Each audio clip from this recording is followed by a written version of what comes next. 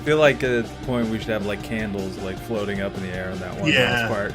Yeah, I don't have a lighter, but I've got matches. We're live, pal. Yeah. Welcome, everybody, to Pro Wrestling Simulated episode 20. Man, 21. We did it, Pat. We did it. That's 21. Last week was 20. 21? Yeah. 21? 20? 21. 20, yeah.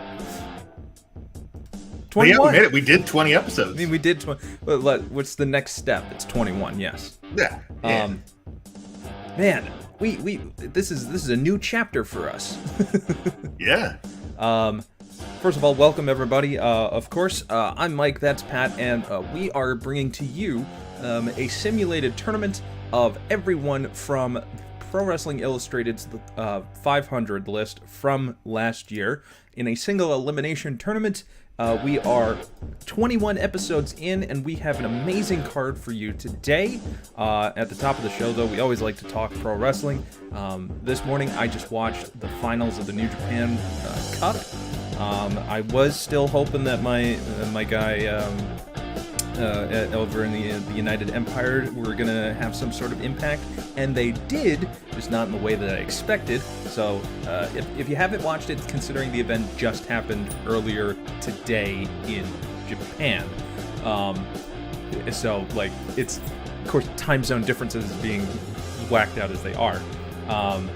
So yeah, yesterday's tournament happened today, like earlier. So yeah. Yes. But it was a great match, good final card, and I'm excited to see where storylines progress and new contenders are going to be created for all of their titles. And speaking of big title news, we, as usual, your home for DDT updates. And I would like to say, we're an unofficial United States liaison to this great Japanese pro wrestling promotion. Pat, tell us about what has been going on in the DDT universe. Absolutely. So they just had their 25th anniversary show this week, which featured the Iron Man heavy metalweight champion Ling Ling, who we've talked about for weeks now. One of the longest reigning champions. Sung the praises of. Yeah. The member of the pop idol group Bish has just kind of dominated that division for a month, which is very difficult to do because that title changes hands one time 206 times in a single night. Well, if you remember, she won the title by crushing the hands of the former champion in a handshake. So during the show this week, to demonstrate her strength, she grabbed an apple. She was going to crush the apple in her vice-like grip. Problem was she couldn't. And when she gave up trying, the apple won by submission and was named the new DDT Iron Man Heavy Metalweight Champion. Antonio Honda, multiple-time former champion, then grabbed the apple, pinned it, and won the title back for himself. So Antonio Honda is the current reigning DDT Iron Man Heavy Metalweight Champion. Also, there was a tag team battle royale that included a man in a giant inflatable panda suit, which scared the legendary Gorgeous Matsuno so much that he tapped out to 0 moves just so he would not have to be in the ring with a panda. I mean, I don't blame him. Huh? I mean, their panda was throwing brutal headbutts. They are very fierce. Match. They are incredibly fierce predators. Yeah. Don't be deceived. No.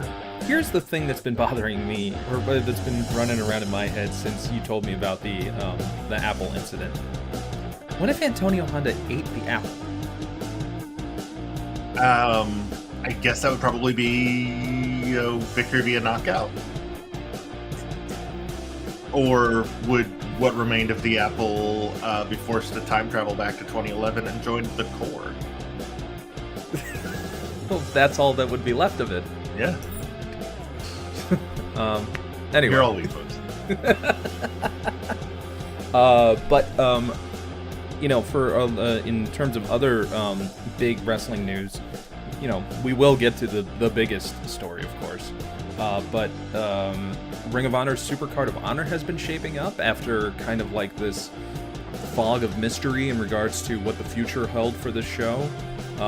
Tony Khan pretty much revealed like that he did wipe the slate clean in terms of a lot of stuff that was planned, and he fought very hard to get Briscoes versus FTR for the Ring of Honor Tag Team Championships, which I think is great. Yes. Despite the fact that TNT does not want, or that Warner Media does not want the Briscoes on TV, I think that he also kind of talked to them to kind of make good on anything that may have blemished them in the past, as a sign of to Warner Media to kind of be like, they're not all that bad. Like, give them a chance. Well, and also Jay has been very contrite over the Yeah. years about the comments that he made. He's been really cool about it. Like, he realized, like, that was the old me. I am not that person anymore. Yeah.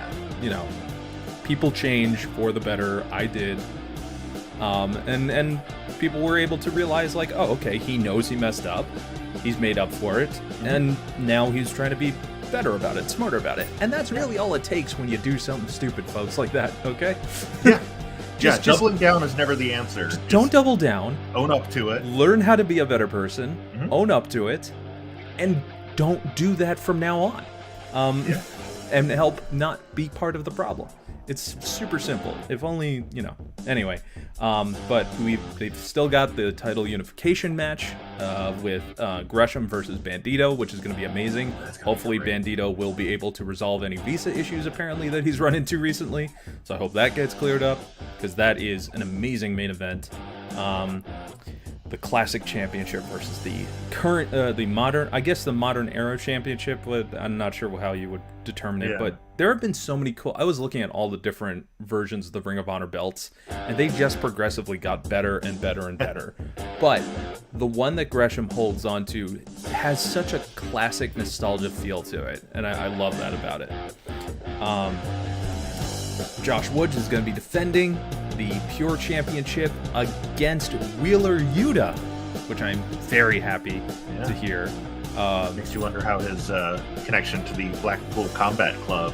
Oh my God! When that name got dropped, I was like, "Yes, finally, we've got now with a new stable," which is basically I thought oh, okay, so these guys are just going to be a tag team, and Wheeler's going to be looking over them, but they're going long term with it. It's like, okay, if we're gonna make this, first we have to get along, then we have to be on the same page to bring in the other people who want to be on this. And I'm like, oh, my stupid WWE program brain has not allowed me to remember that things can breathe and just wait it out, and it'll be okay.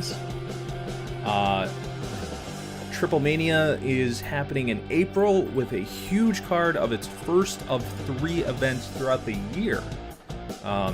April, June, and then October, I think. I believe that's right. I'm looking it up now. It's but the first Triple Mania card for April is insane. It's stacked.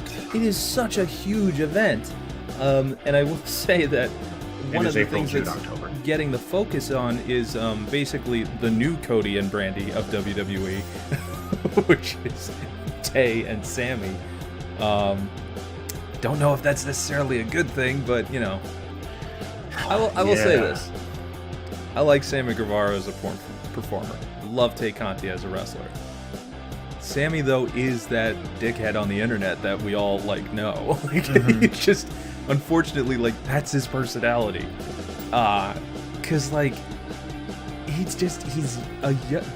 a young, attractive couple that's gonna say stupid stuff, and then you're gonna people are gonna hate them because they're young and pretty and athletic. So I'm like, oh man, Sammy, just pull back a little bit. If you're already feuding Dan Lambert, we don't need 2 of you. Yeah, we don't need fuel for the fire for more bad Dan Lambert promos. Also known as Dan Lambert promos. I saw that Simon Gotch is gonna. I know I'm just kind of blazing through a lot of pro wrestling news, but I only just caught up. Simon Gotch is gonna be performing with Pro Wrestling Noah soon, which I think is a fantastic recruit. That's a good fit. I hadn't heard that yet. Only like just got announced about an hour ago from Sean Ross Sapp. And then, of course, like probably the biggest news that has happened is that Triple H has announced that he is retiring from being an in-ring performer. Yeah. Which makes all the sense in the world considering the story he told. He went on Stephen A. Smith's show on ESPN and basically spoke about all his heart problems that happened. Like, he had a viral infection, he had risks of pneumonia that were just like only a certain percentage of blood was pumping through his heart at a time. He had to wear like a defibrillator at all times for a while, like, which is insanely scary on its own. But when you're a guy who has been through the amount of physicality in his career that he has, you know, God, like, you know, obviously he made the very smart choice. Oh, of course. It's more than obviously it's not the way that any wrestler wants to have to, you know, leave the business. Everyone always wants to go out on their own terms. But, you know, he knows he has 3 daughters. He still has the extent of his executive duties is still kind of in the air, but no, I mean, I don't really care for that matter. I just want the guy to be happy and healthy. Right.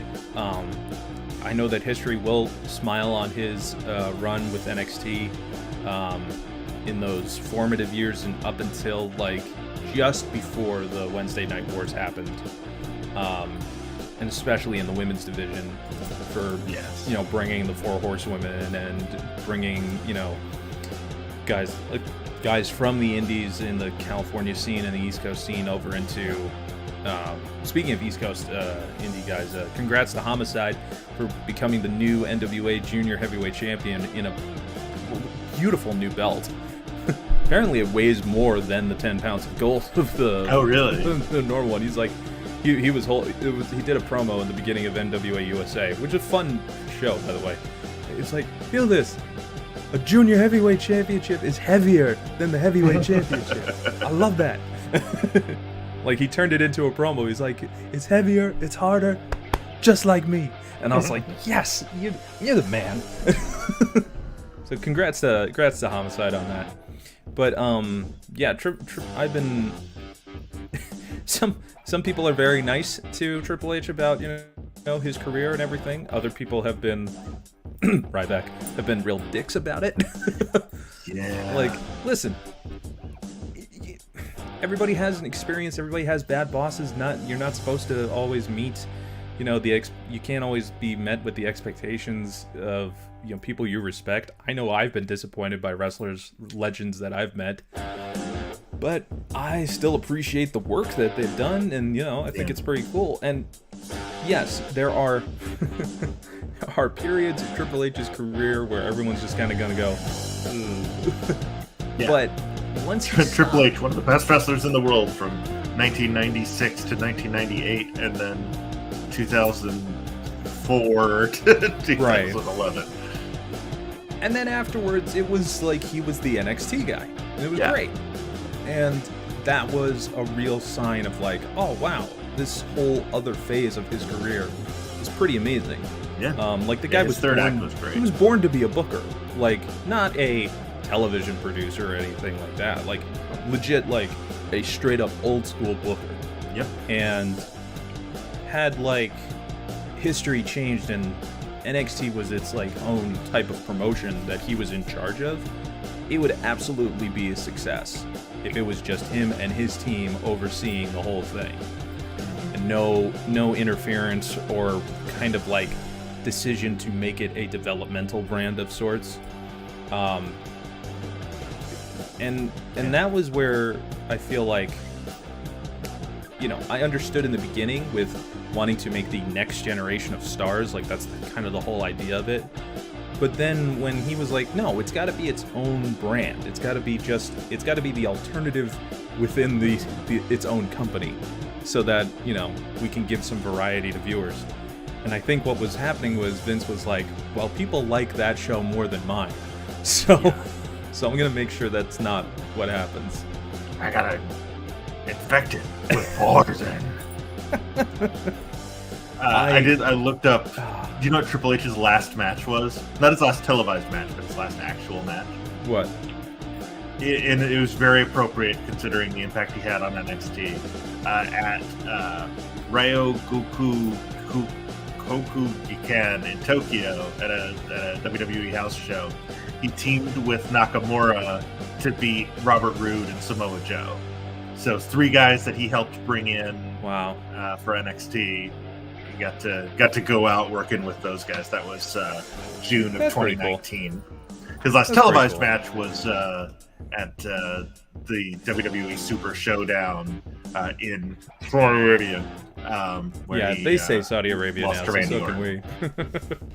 True. Yeah. Yeah. So, yeah, his last televised match was losing in 25 minutes and 45 seconds to Randy Orton. Because Triple H matches never go less than 20 minutes. No.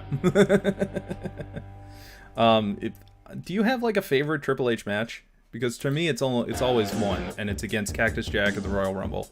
That's a really hard one to beat. For me, it's close between that and the Shawn Michaels comeback match from SummerSlam. Yeah. Just because of the story that was told in that match. Because everybody was like, can Shawn go? Like, every move on his back, like... Oh, absolutely.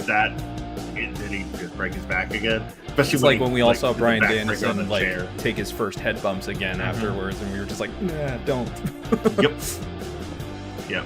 Yeah, it's probably the Cactus match, though. Like, that was really the match that made Triple H. The ladder match with Rock from SummerSlam was also... oh yeah, that's an iconic match for the two of their careers. But like my favorite Triple H match absolutely is the Cactus Jack match, because first of all, I loved his comeback on SmackDown with that promo where he takes the mask off and undoes the shirt. Like, that's Cactus Jack. I was like, yes, because I had the 3 tapes of Foley VHS that I watched like all the time, and Cactus Jack was always my favorite of the 3 faces. But let us go into one of my favorite malaised faces of AEW. With none other than Orange Cassidy taking on Dylan McQueen. And there we go. Moving slowly. Now, everybody knows want to do when you have 1,500 wrestlers in it. Anyone who is in the know of pro wrestling knows at this point who Orange Cassidy is, the king of slack style. Yes. Technically a member of the Chaos faction in New Japan. But tell us about Dylan McQueen. Yeah, Dylan McQueen, the Gaytriarch, a student of Cody Rhodes and QT Marshall. We've talked in recent weeks about the oh shoot, I did not write down what it stood for, but the Hoss tournament, something of the Southern 16. Yeah. He competed in that, losing to Max the Impaler. He is one half of a tag team called Petty in Pink with Kenzie Page. They were the New South Pro Wrestling Tag Team Champions for a while, before losing to 2 other members of the 500, Shug D and Kung Fu Janela. Yeah, also made a couple appearances on Dark, including a loss to Cesar Bononi, which is, not great, because Cesar Bononi doesn't beat anybody. Not really, even though he probably should. He probably should. He probably ought to be under contract by now, but I think he's too. I think he just gets too, as Jim Ross would say, he's too much of a showboat. Doesn't have his head in the ring. He's got his head in the clouds. And then he's in there with, as you mentioned, Orange Cassidy, the surprisingly worldly, as we learned in his promo battle with Chris Jericho. When he tries, he's one of the best in the world. That's the thing. It's all a ruse. The man is the ultimate possum. And he, how did he poke him in the eyes if he has sunglasses on? He has found a way to, he can basically wrestle with this gimmick forever. Oh, absolutely. He takes minimal bumps, And just the simplest of offense gets a massive pop from the crowd. He does pull out the high spots once in a while, but his probably his most iconic move is that series of brutal kicks to the shin, which like Bryan Danielson, like he can do that forever. Gets the crowd every time. Yeah. I think the Orange Cassidy persona is probably one of the smartest things that a wrestler has thought of in terms of being able to have longevity in their career. Yeah. I mean, you consider, he's a student of the Chikara factory. He started off as Fire Ant. He's basically like, he could have just been another, Chikara, comedy high flyer type act, like so many of them were, but he, kind of evolved past that into this kind of generational icon of like, why should I care? It doesn't matter. I mean, it really is like first of all, he is a New Jersey native. Yes. Always a fan of that. He is, from wherever. He's from wherever. But, weighing in at whatever. But what I love about Orange Cassidy is that the whole, like, slacker persona is kind of like an epitome of millennial attitudes in, like, just this kind of, like, why should I bother, to be honest? Yeah. And, like, only fighting when it's worth fighting for. Right. And I'm like, oh, because somebody like detailed that when I was like, well, why do you like Orange Cassidy? He's like, well, he's a lot like me.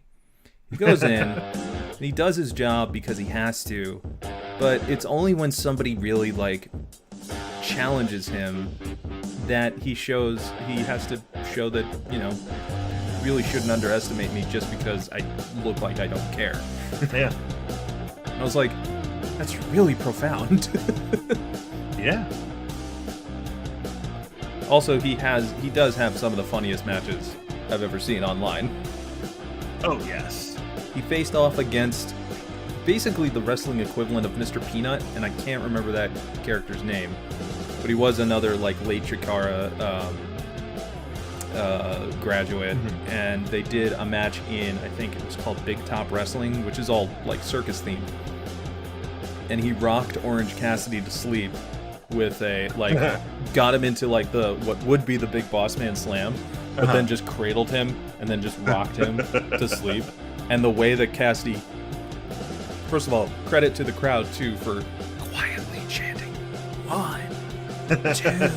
Because Bryce Remsburg, always the best with these kinds of matches. Yes. He's telling everyone, and Cassidy kicks out of it by basically doing the move where it's like you roll onto your side when you sleep. It's just kind of like, no, I'm good. That's great. Fantastic stuff.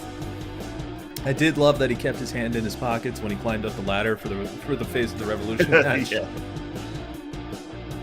And I mean, in addition to all the comedy stuff, he put on a 4.5-star match last year with Kenny and Pac at Double or Nothing, like where a lot of people thought he'd win. Like, yeah, he got some convincing near falls in that one. He won PWI's reader poll for most popular wrestler of the year in 2020. Like, the guy's a star. Oh, absolutely. Without really having to try that hard, and that's. There is a risk sometimes, though, I think, of, like, overexposure with some of these things. It's like, you can only run to the well so many times. Like, I know currently right now he's injured with, I think it's a shoulder injury at the moment. That's right, yeah. Yeah, it was his shoulder, because he took a kind of a nasty bump during that ladder match. I feel like eventually him and Danhausen will be a tag team. I agree. When the two of them are cleared, it will be. Danhausen's still recovering from that broken leg that he suffered. He's on his way. I like that. Okay, Cassidy just did what he would have done in real life. Yeah. Go to the top rope and then, nah. Right. He's standing back up. I'm just gonna come back down.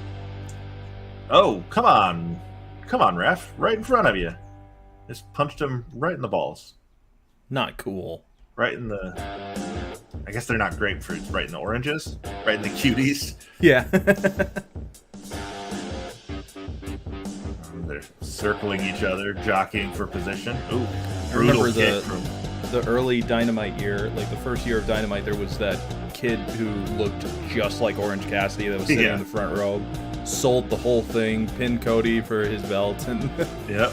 even like did like the whole half-hearted thing. You know, got to give the people what they want. That's right.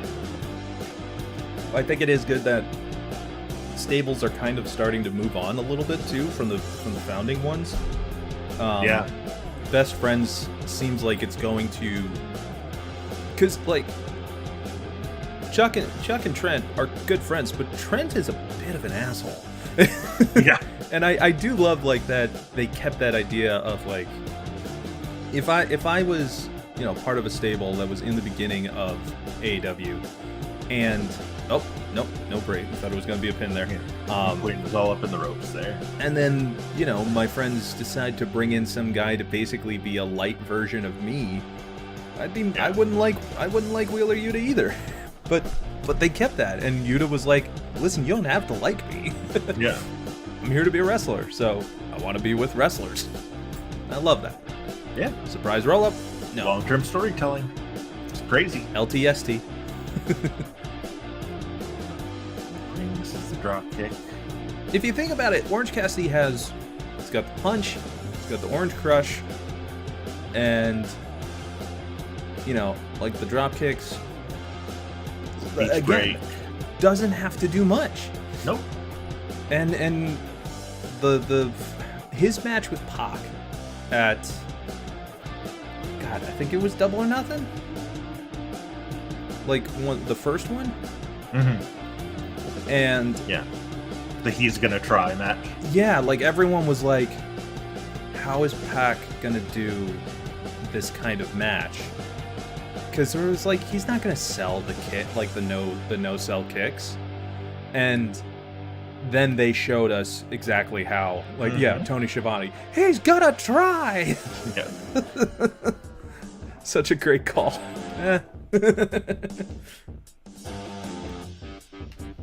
Now, here's the thing. Like, if you were to put Orange Cassidy in WWE, he would only end up being like, while it's a great gimmick for WWE television, no question, he'd just be in a 24/7 title run. That's exactly right. And to be fair, oh jeez, he may be the only guy that would actually kind of make it work. Yeah, because just lazily winning the belt over and over again. Yeah, that's exactly what I think would happen. Like, you know, whatever, Reggie would be running away from, you know, Akira Tozawa and his band of ninjas, and he would just like trip over something, and Orange Cassidy would just be standing there. Yeah. And, like, look around, see there's a referee, and just lay down on top of him and take the belt and walk away calmly. But instead, they gave that gimmick to Wendy Chu, basically, in NXT. Yep. Originality. But Cassidy is freshly squeezed right now with he's juiced. We are getting juiced from the orange. Absolutely. Absolutely. Freshly squeezed, delicious, fruity orange juice. No, that's Skittles. Wow, I was gonna say, are you turning into Jim Ross just then? When he had that freaking like seizure of a promo trying to promote Starburst. My God, they're fruity. They're fruity, delicious, fruity. Like, I think he was just trying to prove a point to Vince of like, you want me to sell it? Fine, I'll sell this. I'm above this. We all know I'm above this, but all right, I'll play along. So I don't know if you caught what busted Cassidy open, but I'm pretty sure it was just a straight left hand from McQueen. Sent him off the ropes, and rather than like clotheslining him or backdropping him, he just punched him right in the face. I mean, we've seen plenty of people get busted open in real life from what is it? Lesnar with an elbow across the head of Orton, just gashed him. Yeah. And Yeah, it didn't even have to be run into the corner post, which, as we mention every week, is square. Yeah, we get it. We know. We can see it. Actually, we can tell.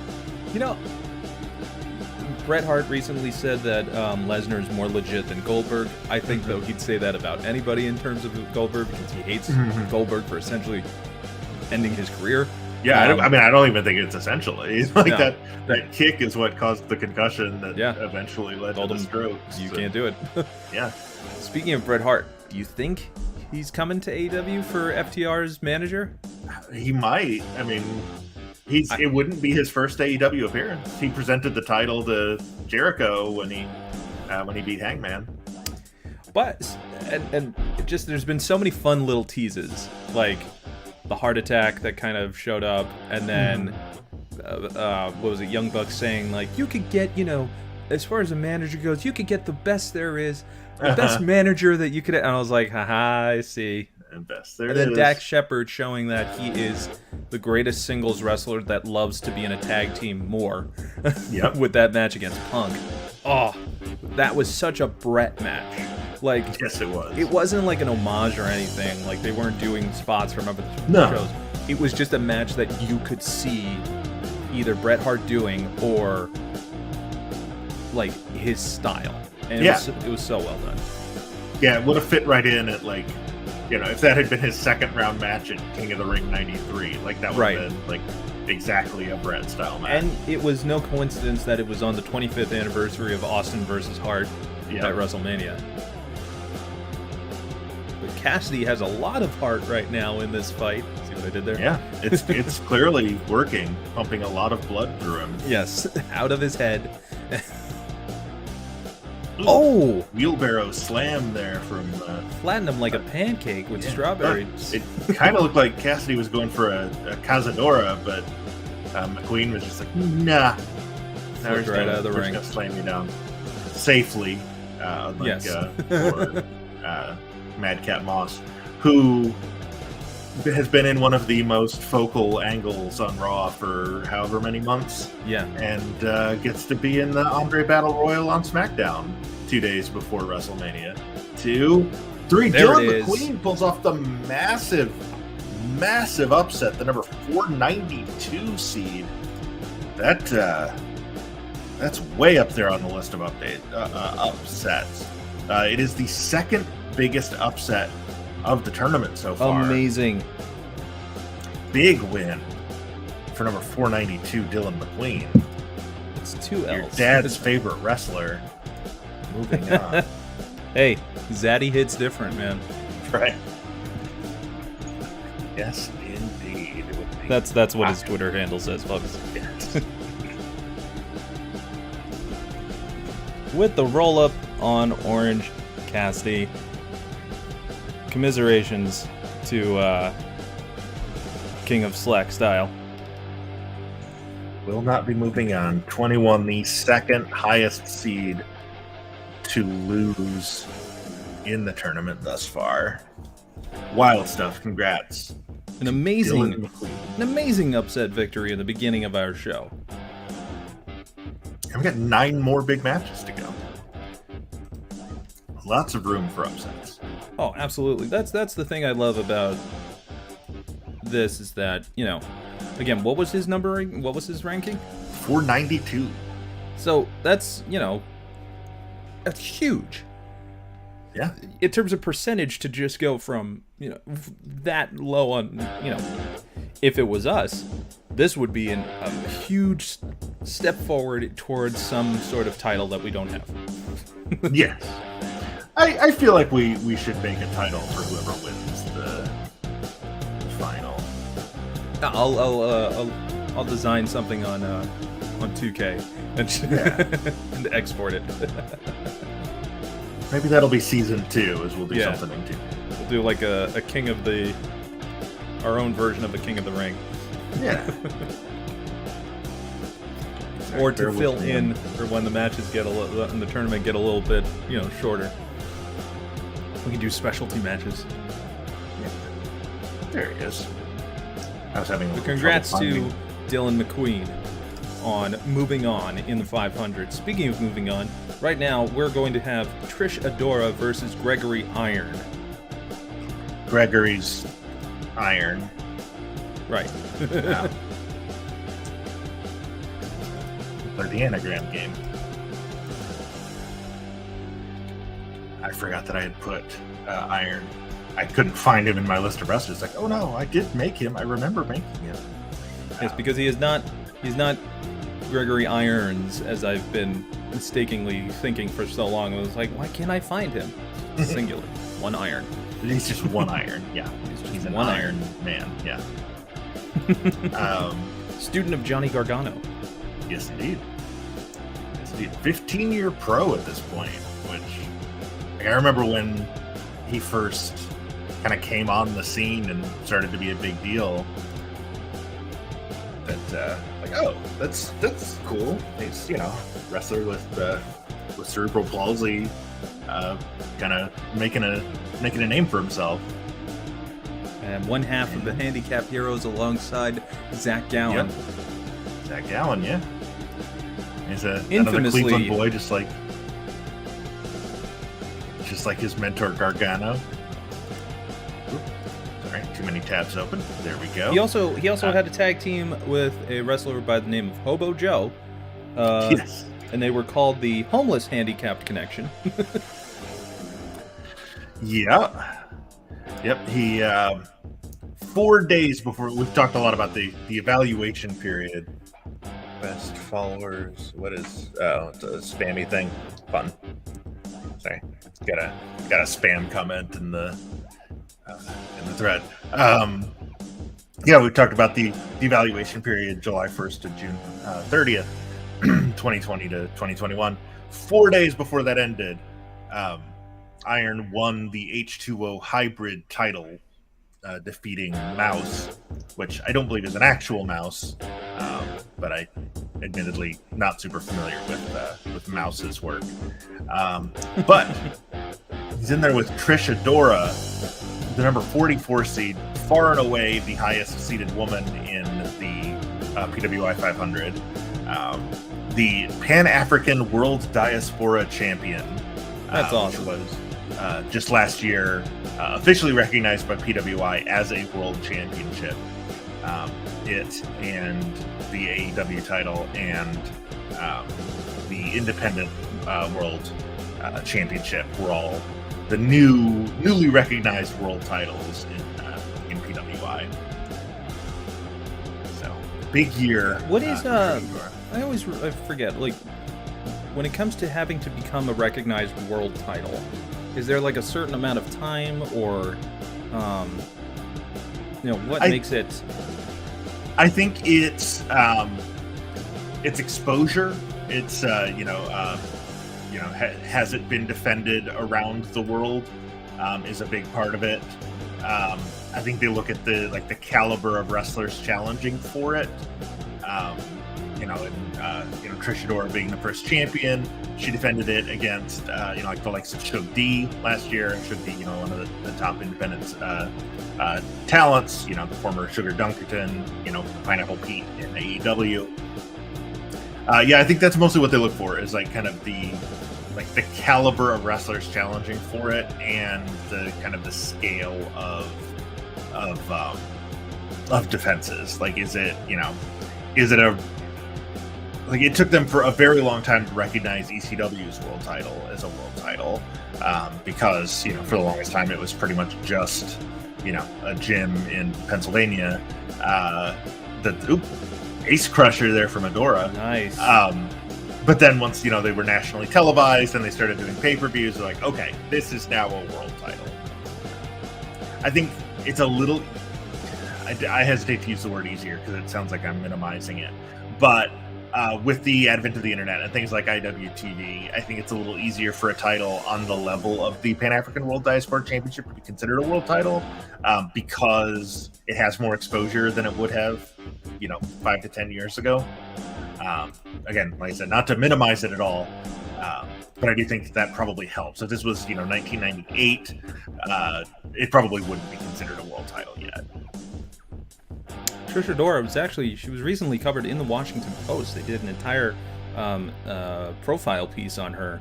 Yeah. Basically saying like this is a role model wrestler, and I think that's fantastic. Yeah. Yeah, Trish is great. If you haven't had a chance to watch any of her matches, definitely. Flatliner from Gregory Iron. That's one of his trademark moves, but Trish just pops right up from it. I have watched Gregory Iron's. I keep doing that, Gregory Iron, and I think it's because Iron's. I'm thinking of the actor, Jeremy Irons. Jeremy Irons. Yeah. Submission. Almost. See, the thing I love about that particular submission is the real like balance that you have to hold on to your opponent, and not to mention you have to keep your shoulders up at all times. You know, because the ref's got to watch, and I've seen people get pinned attempting that position. I was like, oh, I've never seen that finish before. But I've seen Gregory Irons wrestle live in I think it was in a Jersey All Pro Wrestling show. I was amazed. Like, it's, you know, again, you don't want to like have the having cerebral palsy is not something that it truly is something that holds people back from being able to function daily. Yeah. And to see him be able to take this and just say, this isn't what I am. What I am is a pro wrestler. What I am as a person. I just happen to have this. And it was so, like, just... It was really inspiring and amazing to see someone just take literally the ultimate thing that could hold them back from being a performer of physicality, which is something that takes away your physicality, and turn it into your ultimate strength. Yeah.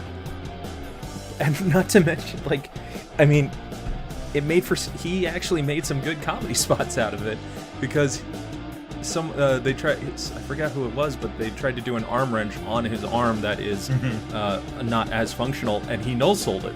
Because he was just like, I don't feel that. Yeah, that doesn't do anything to me. It made for a great spot, and the guy, I think he, like, afterwards, he felt bad, and the other guy said, and Irons just slaps him in the face, like, don't feel bad for me, fight me. And the whole crowd went, yeah! So cool. Ooh, almost another huge upset to start the show. He was also on TNA Wrestling's Gut Check. I remember that happening. He went out and he actually challenged WWE to book him for the Royal Rumble, because around the time they were like trying to promote accessibility and everything, and he's like, you really want to make an accessible roster? Hire me. Put your money where your mouth is. And he also challenged Vince McMahon to a match, but that didn't work out. Yeah. I mean, in his defense, Vince did fight Gowan. Yeah. Code Blue! Which I think for me, it was like... Oh, so close. Almost. I think Vince McMahon fighting Gowan may have been some other weird reason for him personally, to be honest. Yeah. McMahon's not a great guy.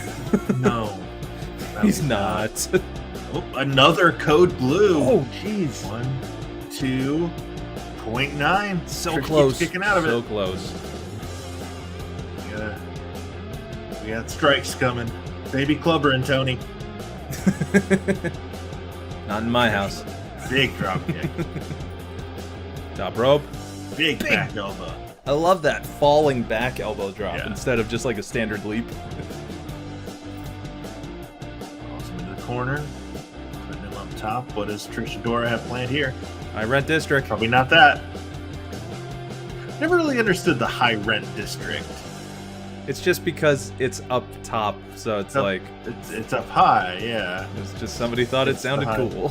Yeah. I mean, I guess maybe there was a time where the higher up you were, the more you were paying in rent.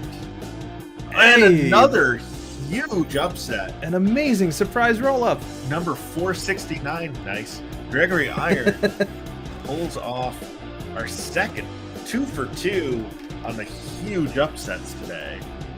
Gregory Iron knocking off the Pan-African Diaspora World Champion, Trish Adora. They're just throwing this whole bracket into disarray. It is one of the most devastating moves in all of professional wrestling. Right. You got to look out for those surprise roll-ups.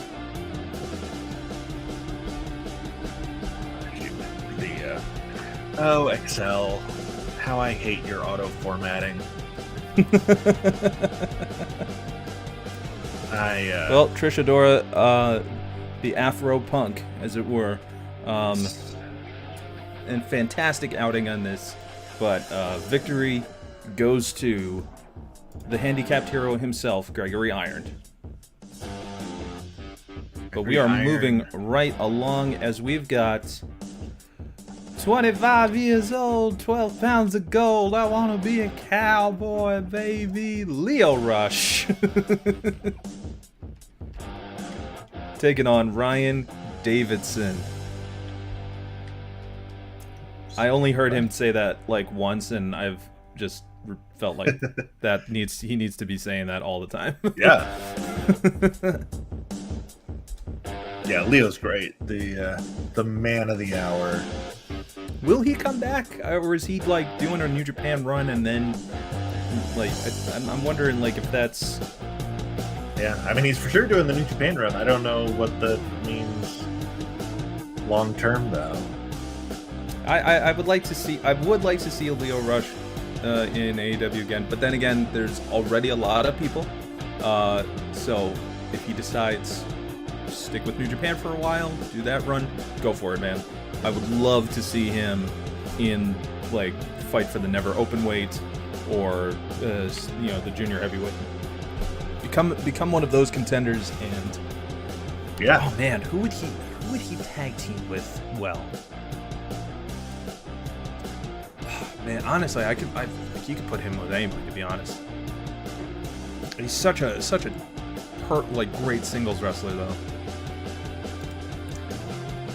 Right, and his opponent here, Ryan Davidson, the Cornerstone, trainee of Booker T, works a lot for his Reality of Wrestling promotion.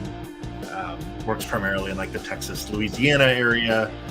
Who's champion of Hurricane Pro. Picked up a win over Mike Bennett during the evaluation period, which is nothing to sneeze at unless you were in WWE at the same time as Michael Kanellis, in which case everybody beat him. And everybody sneezed at him. Yeah.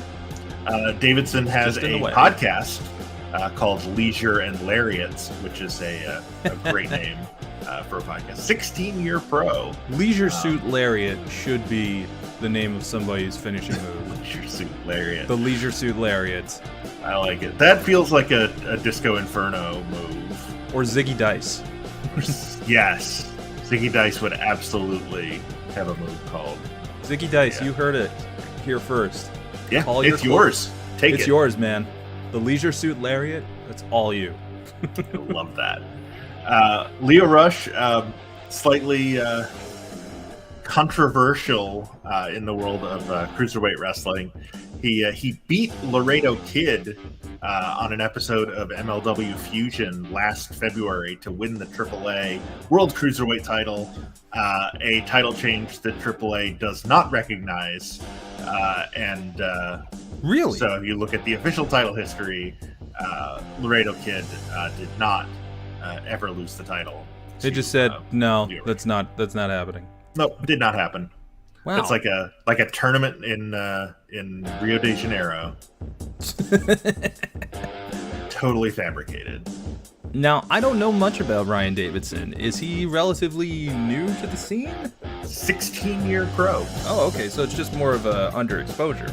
Yeah, that's exactly right. Yeah, he's like I said, he's primarily based in the the Texas, Louisiana Gulf Coast area. Works a lot in Houston. Like I mentioned, he works for Booker T's Reality of Wrestling promotion, Wildcat Pro in Louisiana, Hurricane Pro, which I feel like is an unfortunate name for a promotion in that area of the world. But oh my God, standing Spanish fly from Lio Rush there. Just call him Leo Rush because I, for whatever reason in my head, conflated him with Rush, the luchador. Yeah. Speaking of Ring of Honor guys, hopefully Rush can get whatever, can get back into things. I would love to see him stay in Ring of Honor, to be fair. Like, it's just, he can be a staple of that promotion. Yeah. So could Leo Rush. He could. I'm very excited at the prospect of either or both. Claudio and Samoa Joe as free agents, possibly going to Ring of Honor. If they got some like Hall of Famer veterans to be in. Did you see? Claudio actually just did a copyright for a version of Cesaro that's kind of like CSRO. For a trademark. Interesting. Hurricane Rana. Turned a Leo Rush is turned a one of the pop-up most powerbomb exciting attempt. wrestlers in the world. Oh yeah, I love that. Turned a pop-up powerbomb attempt into a Hurricane Rana. My God, Stunner! My God. We did celebrate 316 recently, though. Yes, indeed. And according to DDP, Steve Austin is in the best shape of his life. I mean, DDP, a little prone to exaggeration, but also in terms of evaluating the kind of shape somebody's in, I trust DDP's and he's opinion on rehabilitated. that. He's rehabilitated so many wrestlers. Yeah. DDPY, brother. He's Scott Hall, Jake Roberts, a lot of these guys, kind of credit DDP with saving their lives through, helping them. He's offered it to recover. Big E too. Yep. I hope that happens because I hope so, God, too. I would love what a comeback match it would be for him to show up at SummerSlam and defeat Roman Reigns on the 2-year mark of his win of the championship. Yeah. That would be great. I mentioned a couple episodes ago, Reigns, the first champion since Hulk Hogan from WrestleMania 1 and 2, to be in the same world title reign as he was in the previous Mania. Just for all the faults of WWE, and they are myriad, Roman Reigns as world champion, as heel world champion, head of the table, tribal chief, is the best thing they've done in years. A decade? Years. Yeah, absolutely. It's been a very long time since they've done anything this strong. Maybe since the not the initial Brock run, but the initial Brock comeback run. Yeah. Like when he came back and attacked Cena on that Just Raw. utterly destroyed him. Yeah. Roman is in the middle of something special right now. The Roman Renaissance. Yes. The Roman Empire is rising, clearly. Davidson just German suplexed out of the ring. Roosh again, halfway across the ring and then out of it. And now he's got a chair. Because why not? We don't condone My God, Stunner! We don't condone it, but the referee's discretion is all there. That's right. And in her defense, Sayuri Namba, not an experienced referee. She's primarily a ring announcer, but she's helping us out by officiating some matches. So maybe she's a little more prone to lenience. We like to give everybody the chance that they deserve, and she came to us. She said, "I'd like to be a referee." We said, "Absolutely."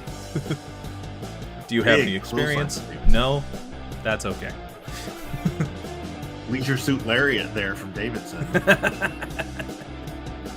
We're gonna get that over. We're gonna get that over. Rush escapes. I like Rush's mohawk. Yeah, I don't remember that look, but apparently he had it. Oh, just kind of flops into the cover after that elbow drop, and that is enough. That is all it takes. The streak is over. Number 53, Leo Rush, defeats number 460, Ryan Davidson, to move on to the second round. And here in a bit, before we go to our break, I will run down what that means for the bracket, who all of these winners will be facing.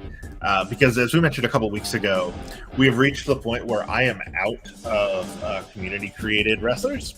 And these are I mean, Rush and Adora and Cassidy are all pre-existing. Like I was able to find and download those, but Dylan McQueen, Gregory Iron, and now Ryan Davidson are all my creations. And I don't remember what the point was that I was making when I started this sentence, so I'm just going to let it die. Where did I start on that? I got distracted entering the info into the Excel sheet that I'm using. I've just been following your mental journey the entire time, and oh my, I am so sorry for you that you had to do that. Well, maybe it'll come to me. Well, they still got 2 matches before our. I was going to talk about the bracket because these are all like makeup matches. Right. Should have happened earlier in the tournament, but didn't because I hadn't found any downloads. That's what it was. Okay. There you go. We've got Aaron, formerly the Idol Stevens. Yes, the intellectual savior of the masses. Versus Casey Catal. Catal? I think it's Catal. Some of these referee names are in kanji instead of English, so I want to make sure I'm selecting the correct one here. Aaron Stevens doing quite well in the National Wrestling Alliance. Indeed.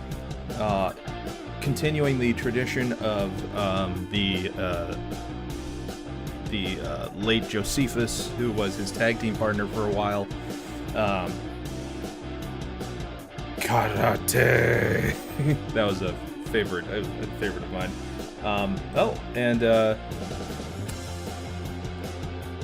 Dylan McQueen replied to us with his victory over the roll-up on Orange Cassidy with just period. You love to see it. You do. Indeed. As the great Shoichi Funaki would say. We love when the talent on our roster interacts with us, and it's not just because we get enjoyment out of it, it's because we know that now the wrestlers are getting enjoyment out of it as well. Yeah, it's fun to see yourself represented in things like this. So it's and that's I don't remember who it was last week. I apologize, but one of the wrestlers last week like legitimately tweeted like, "It's so cool to see myself in Fire Pro." Oh yeah, that was actually that was. When was that? Doc Simmons. It was Doc Simmons. You're right. Yeah. Yep. So Aaron Stevens has since got a haircut, but this version of him does not. Still has the longer hair. But you know what? Taking it back old school. My apologies to Casey Catal. I have learned throughout the process of creating these wrestlers. Fire Pro not great at accurately representing the female body. No. You can make. Oh my gosh, we're just going straight for the chair. Chair for chair. Jeez. Good Lord. Okay. Did not see that being the way this match started. Immediate violence. Here we go. Barb Sasaki from Stardom is our referee, giving him that 20 count on the floor. How many chairs do we have under the ring? No, why do we need so many chairs? There's so many chairs under the ring. So many chairs. So many chairs, and mercifully, so far through 204 matches, or 207 matches now with the 3 we've done so far. No thumbtacks. No thumbtacks.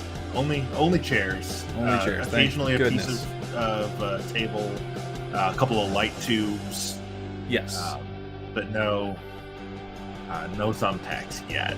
We have also not sanctioned an exploding death match yet. There will be one on the finale show, though. Yeah, when we do an all gimmick show. Yeah. It won't be for the final. No, it will not determine, but there certainly will be one. If Nick Gage does not make it to the final, I really badly want to do a rematch between him and Brett Eisen. because that was the one that went Ooh. like 40 minutes. And it of just, blood like- and guts. It just kept going. Yeah, I want to do that match as It a was- as it an was so exploding much barbed the- wire. Like, it was very much the Simpsons meme of, he's already dead. Yes. And it just kept going. Oh. Still, yeah, 48 minutes, 35 seconds. It was insane. Far and away the longest match in the tournament so far. And I the think most brutal. The second longest was 20 minutes shorter. The Jesus. second longest match was Nakamura and Uemura going 27:08. Which compared was to- amazing. Oh, very good match. We've only had 10 matches go, or I guess 11 now after the lengthy Orange Cassidy Dylan McQueen match earlier. Go more Right. than 24 minutes. So Aaron Stevens, the former stunt double of The Miz, as Damien Mizdow, former Damien Sandow, one of Team Rhodes scholars.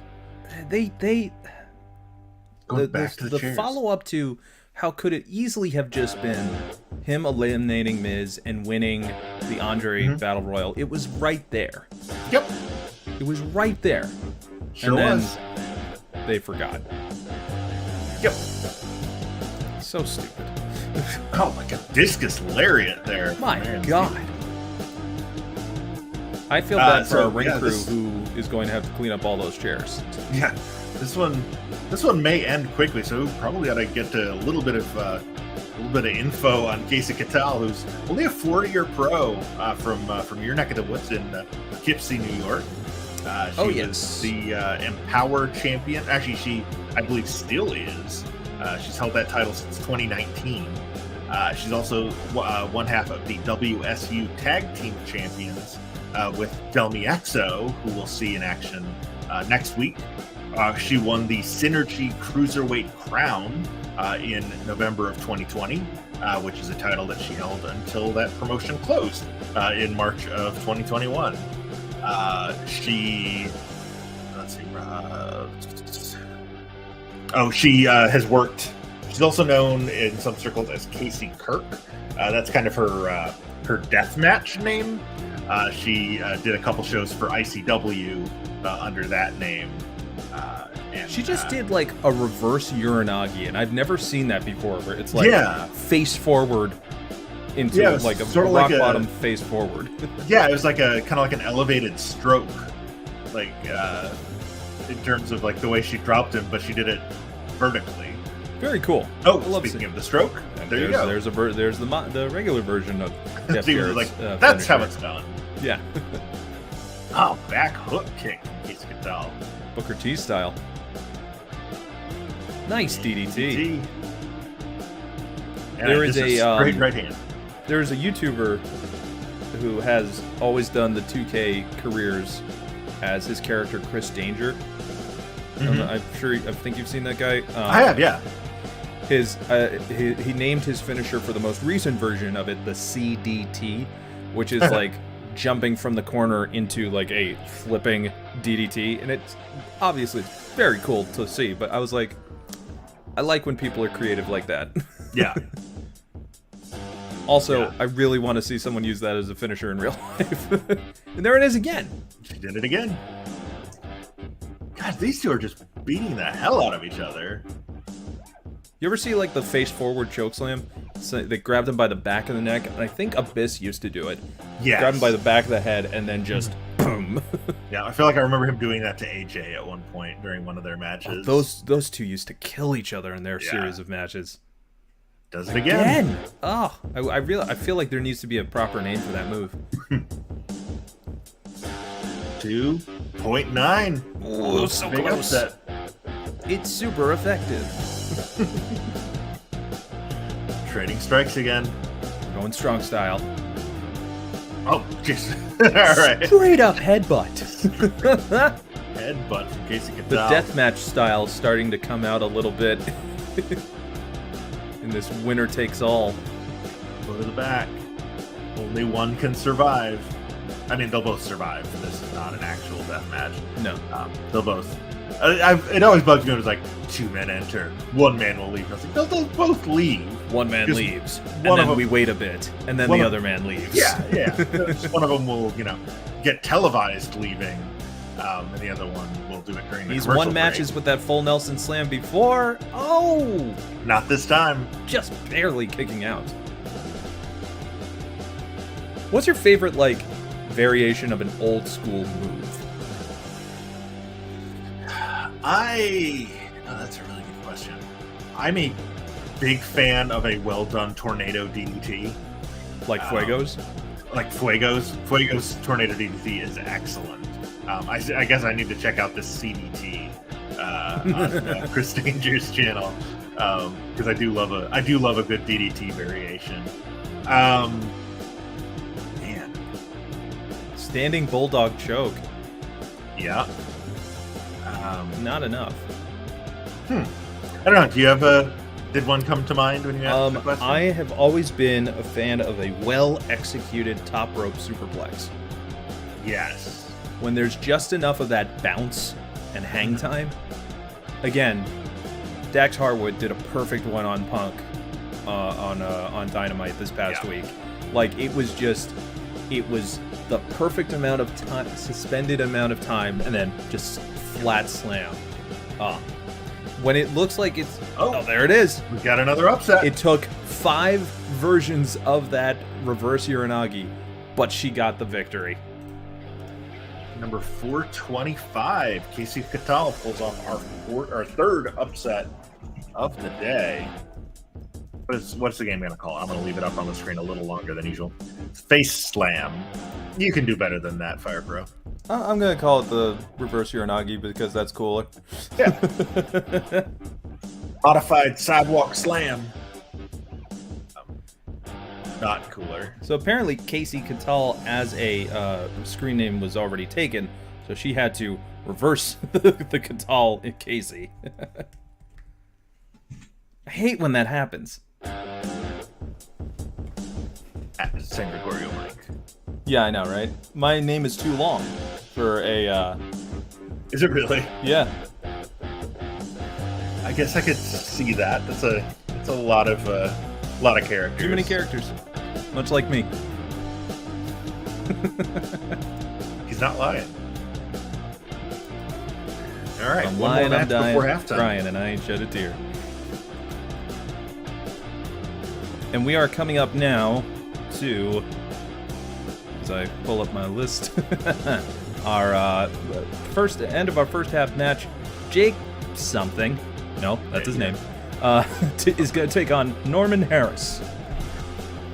West Norman Side Harras? Extreme Wrestling's Norman Harris. One of the biggest stars in Germany, which I recently discovered.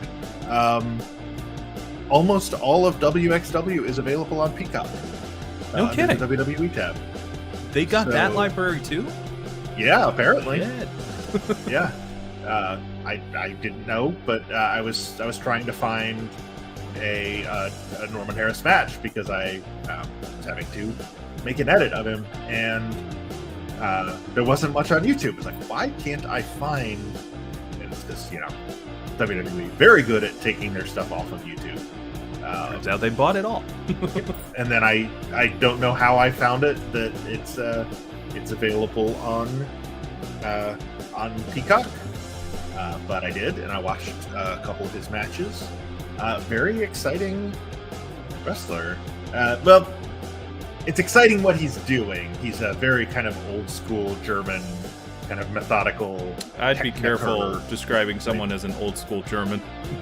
Okay, maybe not that old school. Old school German style wrestler. We'll go with. Sure, European. Yeah, very much from the. He's not as big as a Walter. Who, yes, I know he's Austrian, not German, but that same kind of. Oh, you mean Gunther? I'm sorry. Yeah, I don't know who this Walter person is. No. Walter doesn't exist. Yeah, I mean, who could forget Gunther's classic series of matches with Butch? See, this is the thing that bothers me about these name changes. It's like, we know who you were. Yeah, It's not like you were signed recently and then became these people. You've been established as these people. Yeah. But anyway, Norman Harris. 6'5", 235 from Ruthen, Germany. And Jake Something here is not giving up that much of a difference in terms of height and weight. This is a pretty evenly matched contest. Jake Something, now a free agent, no longer signed with Impact Wrestling. Impressive specimen of a human being. I recently learned Jake Something from my hometown, Midland, Michigan. No kidding. Which I didn't think anyone was from Midland, Michigan, except for a couple of like. I didn't think anyone was from pitchers, and turns out the there's guy plenty who of people invented from the Michigan. Overton window, and the creator of the comic strip Kathy. Aside from that, nobody famous from Midland, except Jake Something. So he's now my favorite wrestler. Well, there you go. And, I do love the fact that, okay, so he was Jake Diener for a while in Impact. You know, Cousin Jake. Yeah, he was Cousin Jake. And then the thing is, he kind of like lost his name as a part of a joke, and the joke became that he was, oh, you're gonna team with Jake something. Jake something. And then it stuck. And for a while, I thought like, oh, like are people like legitimately like messing this up and calling him a nobody? I'm like, no, that's his gimmick name. That's his name is Jake Something. Yeah. So it's so much fun to hear his matches being called in the ring. Here comes Jake Something. Yeah, it's not a blue pants situation. No. His name is Jake Something. Jake Something. But it's always funny to see, like in the descriptions, like on January 8th, 2022, Something defeated Madman Fulton. On March 3rd at Sacrifice, Something fought against Trey Miguel. You're just imagining like some eldritch horror emerged from beneath the ring to fight Trey Miguel. It turns out it was Cthulhu this whole time. Challenged Trey Miguel. Something challenged Trey Miguel. What was it?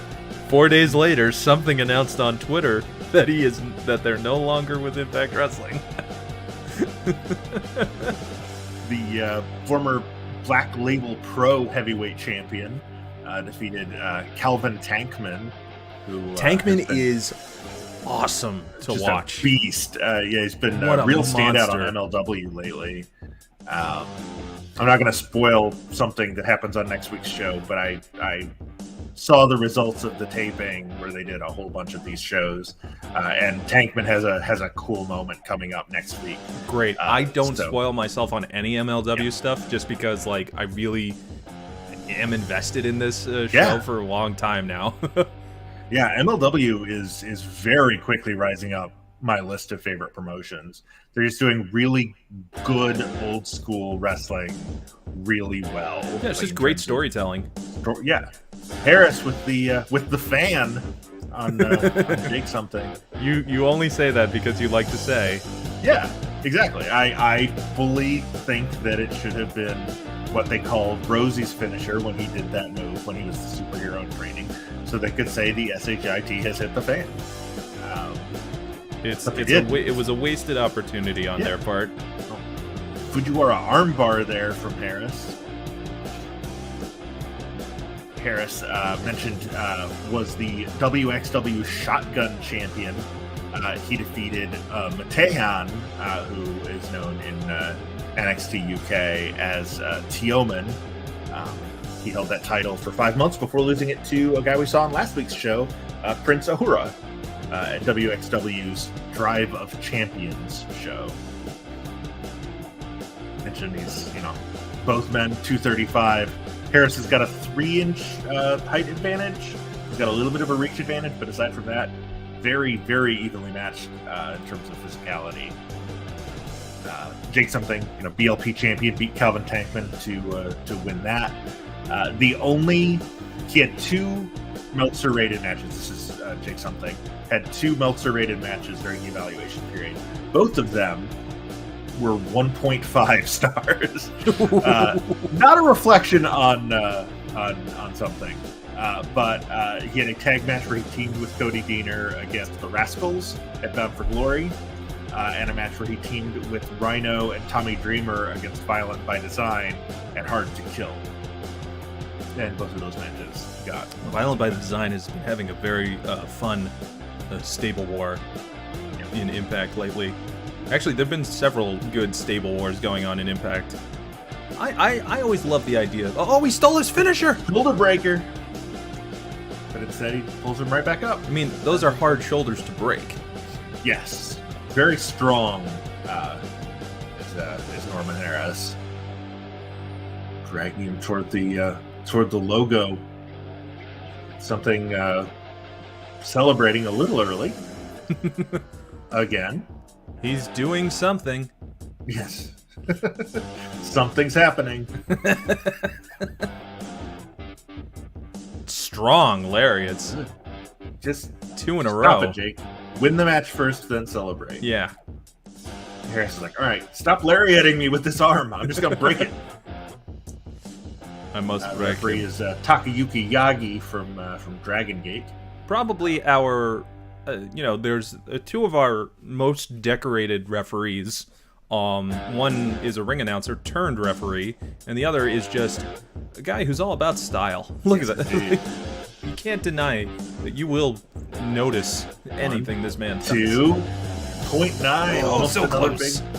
This would have been less of an upset. This is 364 against 149.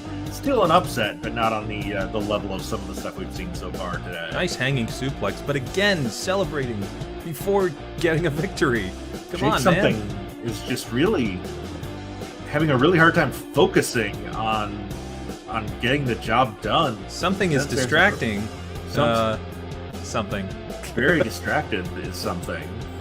The English language becomes very difficult with Jake something at this point. Oh, nice flying running crossbody. Crossbody. Oh, I always loved. I just thought Mike Knox's running crossbody was one of the best I've ever seen. Oh yeah, there's just something the great about speed just and the size. Yeah, like this steam engine heavyweight running at you and basically just flatlining you with a crossbody. Ooh, discus lariat. Spinning lariat. Took something out of something. Yeah. I will never get tired. Something's gotta give. Big. Something's got to give a little bit more effort. Nope. Trading, and Harris gets the suplex. Capitalizing on that lack of energy from those moves he tried to pull off earlier. But wait a minute. Side suplex. Come on, pin him. He's right there. No, I'm not supposed to be. The ball on his finger. I'm not supposed to be biased, but that was an opportunity. Michinoku driver from something. Not enough. 2.9. You can't wait. You can't wait for these. In a tournament where the single eliminations rules, you cannot give up any opportunity. 2 men enter, 1 man leaves, and gets then we to wrestle wait. again. The other one is just not. And then we wait a little bit, and the other one leaves. Yeah. Another big side suplex from something. Okay, there we go. Something plex? I like that. Something plex. The something plex. It's like the perfect plex, but it's not I perfect. mean, it works for Taz. Yeah. Back to his feet. The press slam. Ooh. Getting some reps in there is Jake something. 235 pounds. You don't have to kick him while he's down. You just have to pin. Samoan drop. A lot of lifts and drops and no follow-ups, and Nope. I feel like Harris is going to capitalize on that mistake. With the go, or Harris with the go behind, just a punch to the kidney there, drops something. You drop something. Side slam. Modified sidewalk slam. Harris, you drop something. Drags him back to the center of the ring. I'm sorry, folks. I feel stupid when it comes to this, but I can't help it. It's a fun name to make jokes for. It is. Just something in the air. It's Something in the way he moves. With that running forearm. that wins. Yeah. Is that like just a cheap shot to the throat just then? Yeah.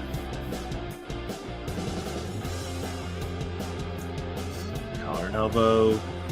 This has There's been a that real shoulder back breaker and from Gareth. forth. A lot of power moves being exchanged throughout this entire match. This has been a much more kind of technical style, just slams and holds. It's kind of like if you were to watch Hawk face Animal. Yes. Two guys just throwing each other around. Yeah. Which, fun contrast from the Stevens Catal match we just had. Right. Which was just two people just beating the hell out of each other. This is just like a powerlifting contest between two heavyweights. Yes. But eventually something's got to give. You would think. Like you mentioned earlier, something's got to give a little more effort there.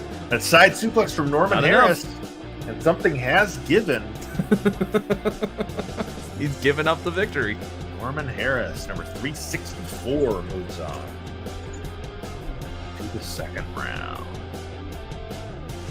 So only one non-upset out of our first 5 matches.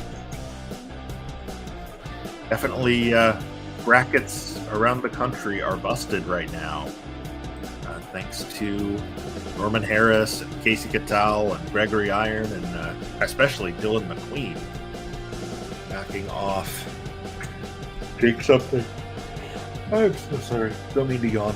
Stayed up late watching a kind of awful movie last night, and it's catching up to me.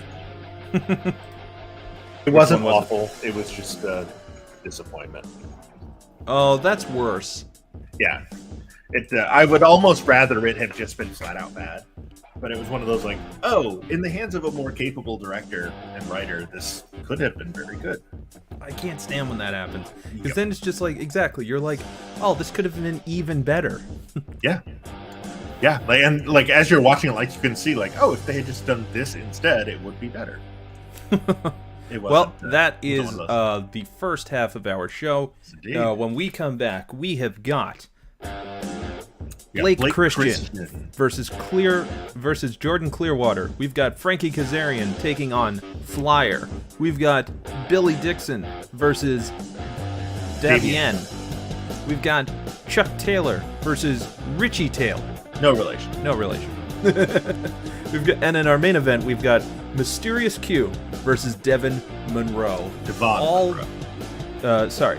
Yes, that. And we will be back in 5 minutes with more of Pro Wrestling Simulated the 500. We will see you then.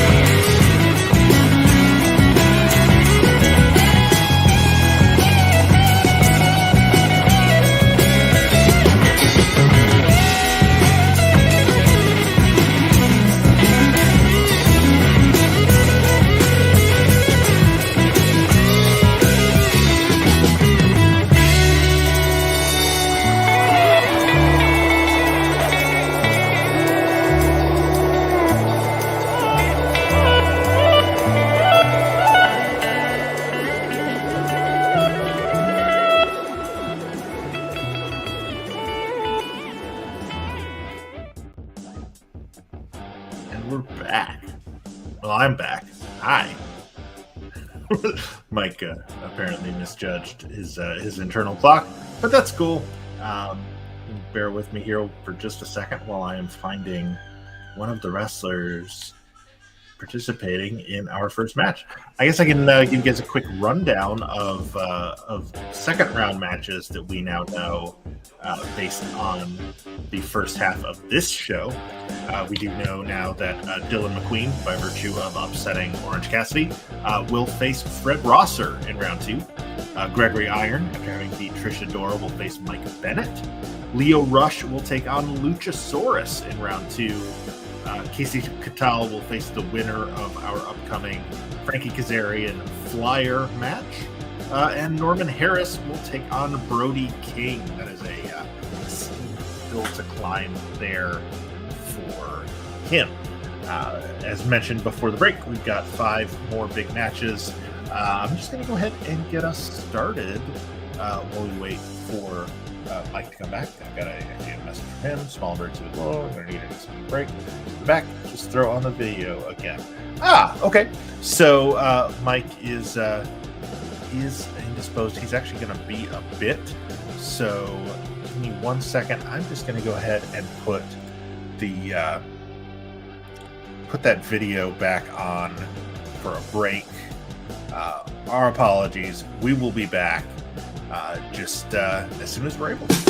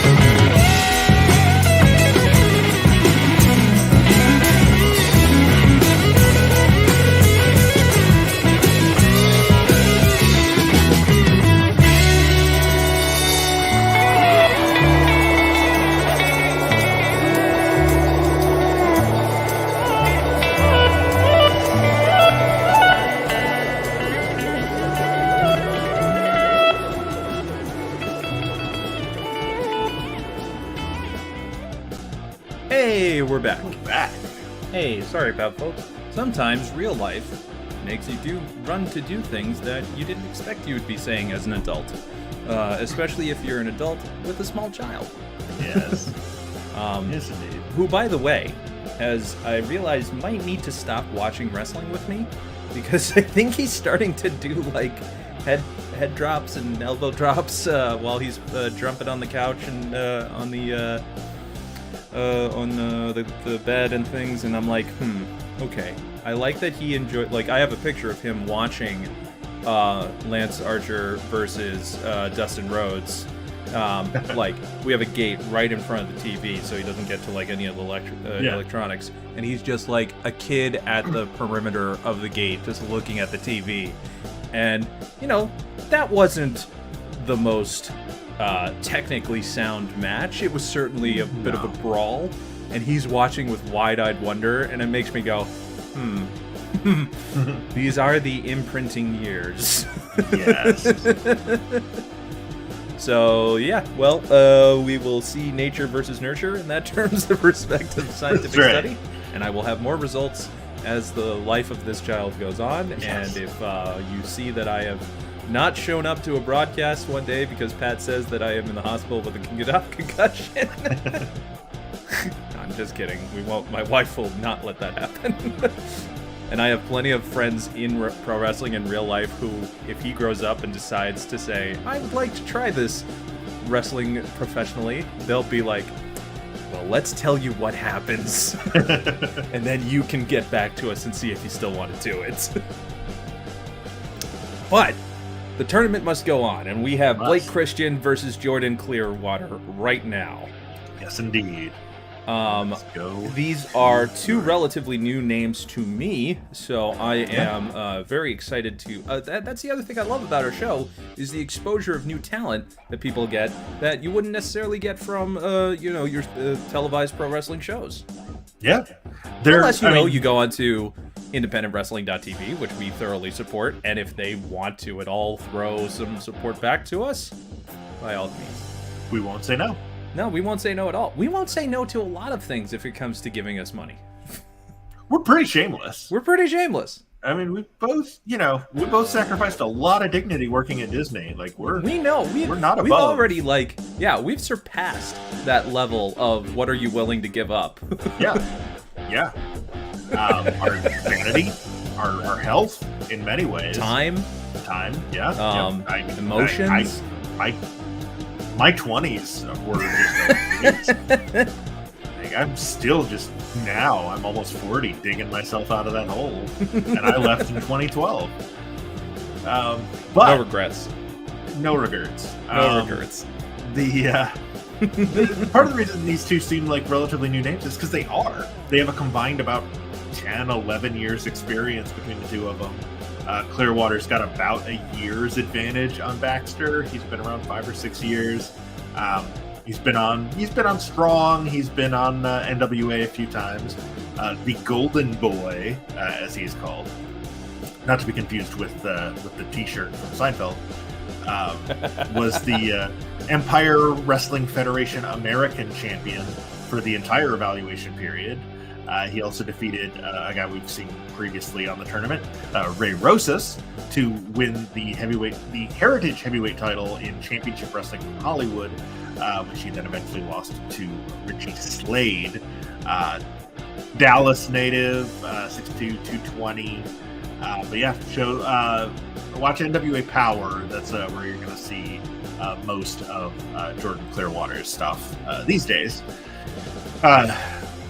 On the other hand, Blake Christian, also known as Trey Baxter during his cup of coffee with WWE on NXT and 205 Live. Clearwater's never been ranked in the 500. This is the second year for Christian, who was number 404 last year, 164 this year, moving on up. At this rate, next year he will be number negative 80 something. He challenged Kylie Ray for the Black Label Pro Midwest title at a show whose name I love, We're Back, A Wrestler's Story. that happened the day before my birthday in 2020. You know, the Bluth animation lover in me truly appreciates the use of that title. I love indie show names. I just watched yesterday WWR Plus's The Littlest and Meanest of Times show, which went viral for two reasons. I don't know if any of you saw this on Twitter, but there's a wrestler there named Little Mean Kathleen who is very quickly rising up my list of favorite women wrestlers on the indie scene. She is fantastic, just full of personality. She was set to face a mystery opponent. I'm sorry, I'm blanking on the name of the manager, but his gimmick is that he's a former WWF Hall of Famer. He shows off his that's clearly a class ring with the WWF logo attached to it. Introduced her opponent, Nia Jax. Oh God, would be here, except the venue has a strict vaccination policy. So instead, he brought out Max Smashmaster. Okay. 6'9", I know exactly who you're talking about. Yeah, because that match. That I was, interviewed them. on socials. I interviewed them on the Chikara Return show, in Reading, Pennsylvania, and that guy is a riot of a blast from the past manager type deal. Yeah. Like the whole thing is that in his mind it is still 1985 Yes. or 1984, and everything is Madison Square Garden. Yes. He is touring the New York scene. Yeah. So that was a very fun show, and then Max Smashmaster just destroyed Little Mean Kathleen, which is a shame. Broke my heart a little bit because as I mentioned, I love Little Mean Kathleen. She's fantastic. She had a really fun match with one of the wrestlers from next week's show that I was watching for research, Del Miexo. The two of them had a really fun match at a WWR show. WWR, if you're not familiar, is beyond wrestling's primarily women's wrestling branch, but they do have men's matches as well. I think the manager you were thinking of is Sydney Bacabella. Thank you. That's exactly who it was. Sydney Bacabella. Sydney Bacabella is one of my absolute favorites. Yeah. The man. I have to send you video of my interview with him, where I basically ask him, "What year do you think it is right now?"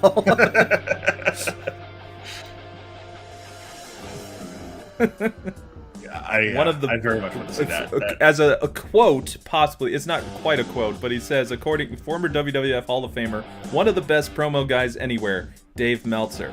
That doesn't necessarily mean that Dave Meltzer said it, because there are no quotes around the sentence. Right. It just says it just has the name Dave Meltzer next to it.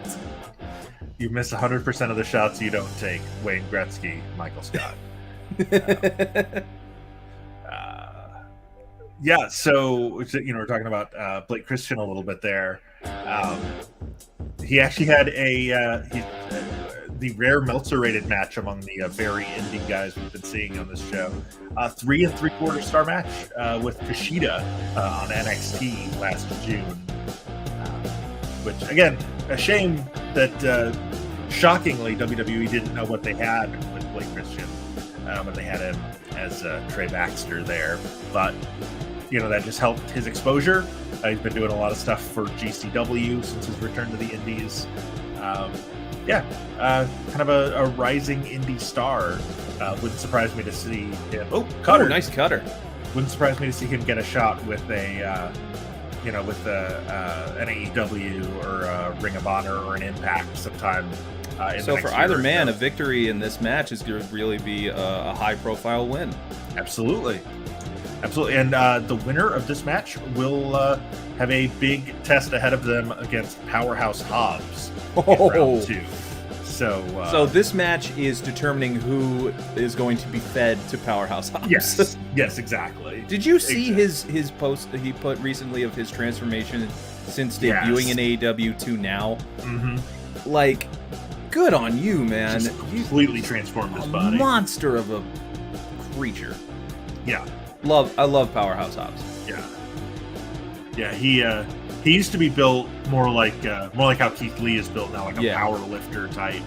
Not necessarily like functional muscle, but just like big wall of muscle. And now he's just all very muscle. defined. He's a legit powerhouse. Yeah. Living up to the name. Well, I thought we were going to get a dive there, but Christian just taking the time to catch his breath. And Clearwater will also take that opportunity. You can kind of guess Clearwater, based on his right? ring gear and his hair why they call him the Golden Boy. I've been to Clearwater, Florida. It's okay. I had as well. It's, As well, favorite. it exists. Favorite vacation spot of the Dooley family. When not exploring the various Central Florida theme parks.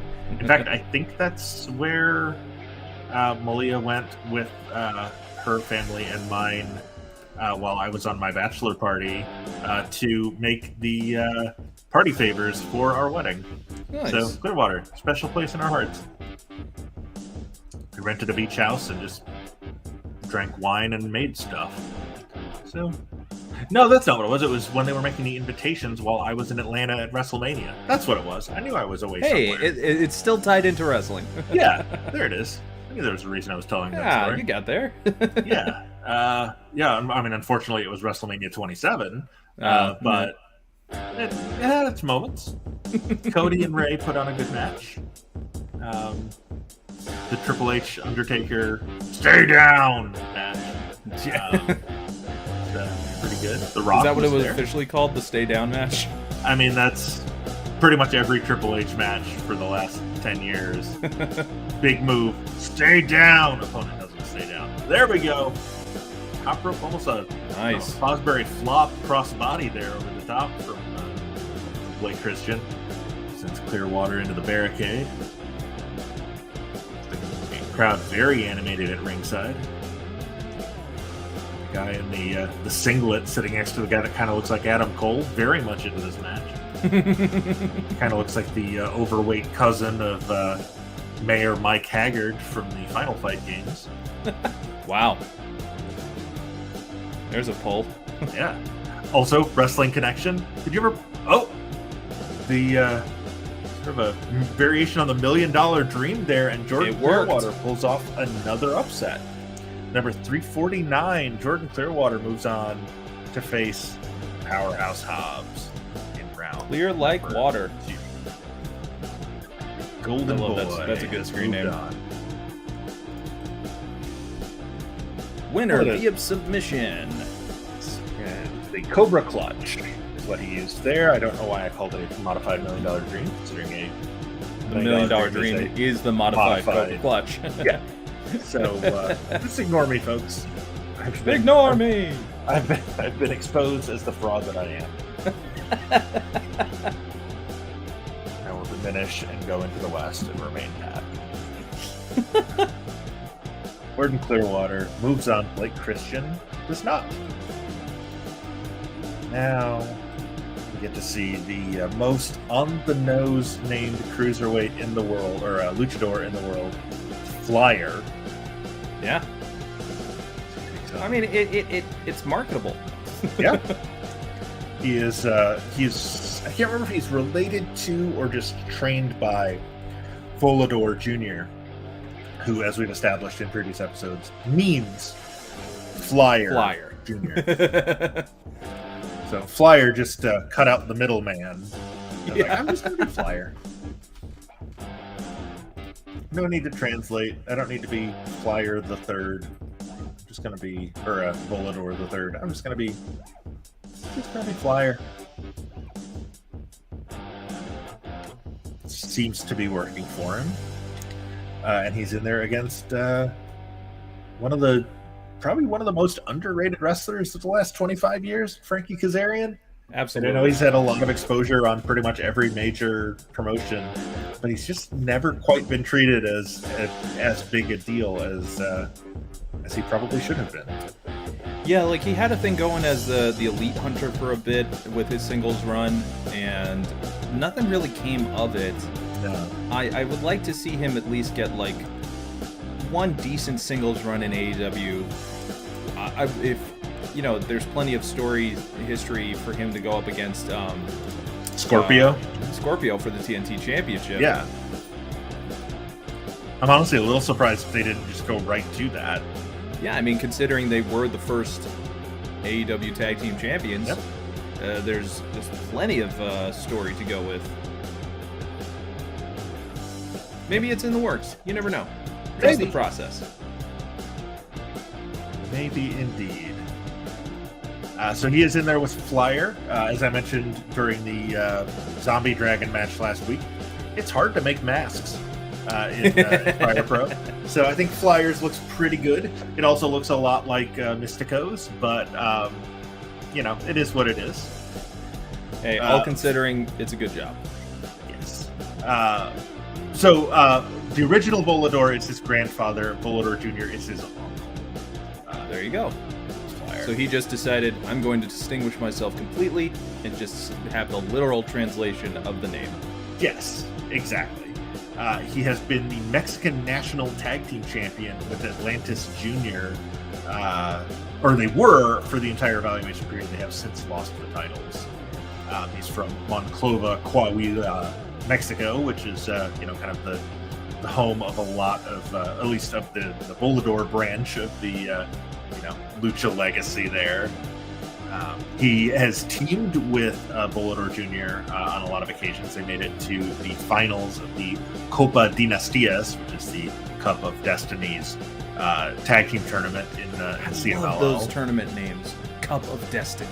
Yeah, the Cup of Destiny. That's so or it's cool. probably more accurately like the Destiny Cup. Yeah. But Cup of Destiny sounds awesome. It's like an Indiana Jones movie title. Yeah. Or a Tenacious D. Or Tenacious D song. Yeah, Frankie Kazarian, you were talking about how long he's been around. Made his first appearance on the PWI 500 in 2001. He was number 319. He's number 169. Nice this year. His peak was back in 2009. Take a guess what Frankie Kazarian was ranked in 2009. His best year on the 500. Is it under 100 or above? It is under 100. Is it under 50? It is under 50. So I'm gonna go in the middle and say around 65. 30. 30. Okay. 50. Yeah, he was number 30 in 2009.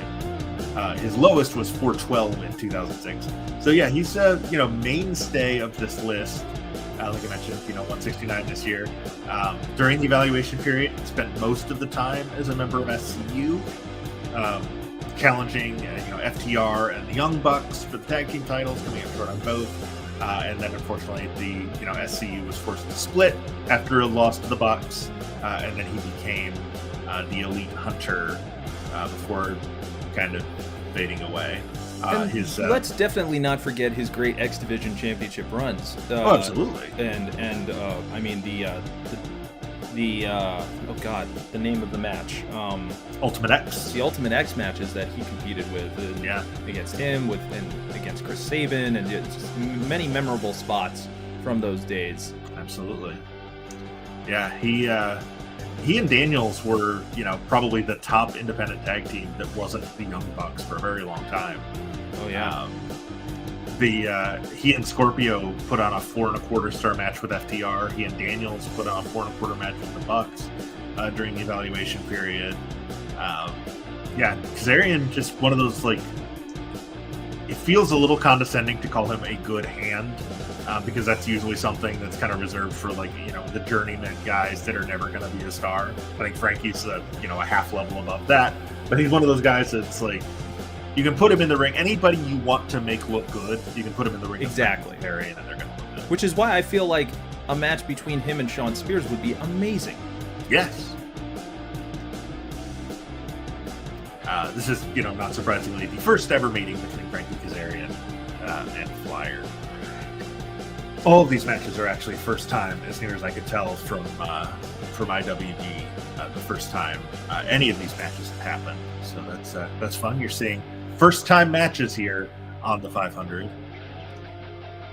The joys of doing a simulated tournament is we don't have to worry about, like visa issues for Flyer or injury issues for other wrestlers or, retirement.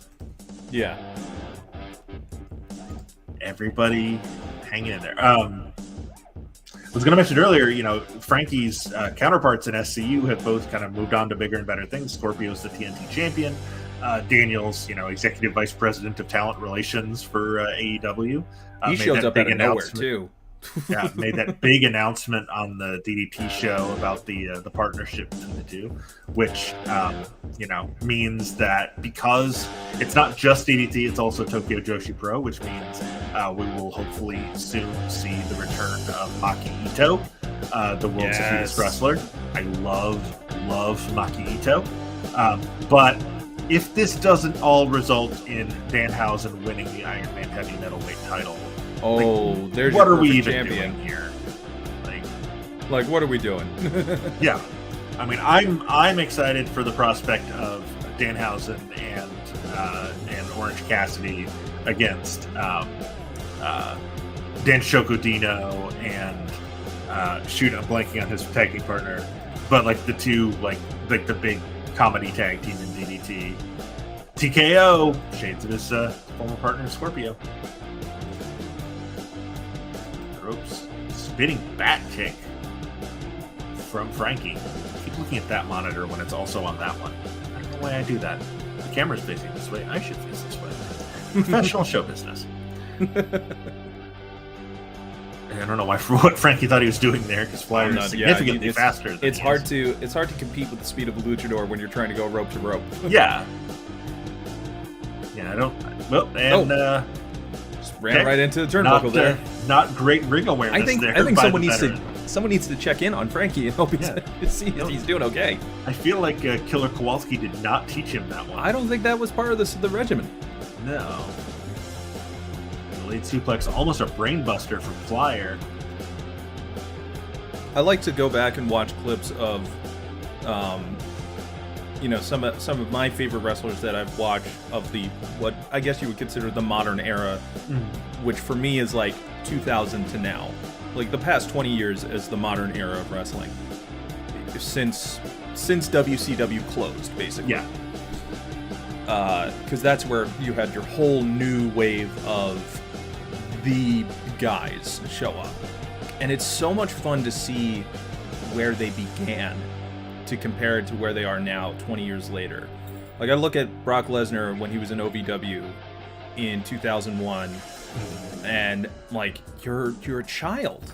You're a very large child, but you're like, sometimes though it's interesting to see. It's like, as great as like young talent can be, and as perspective as younger talents can be who are debuting, you kind of have to really wait until they're at least 30 to get a real measure of what they are as a wrestler in the ring on a regular basis.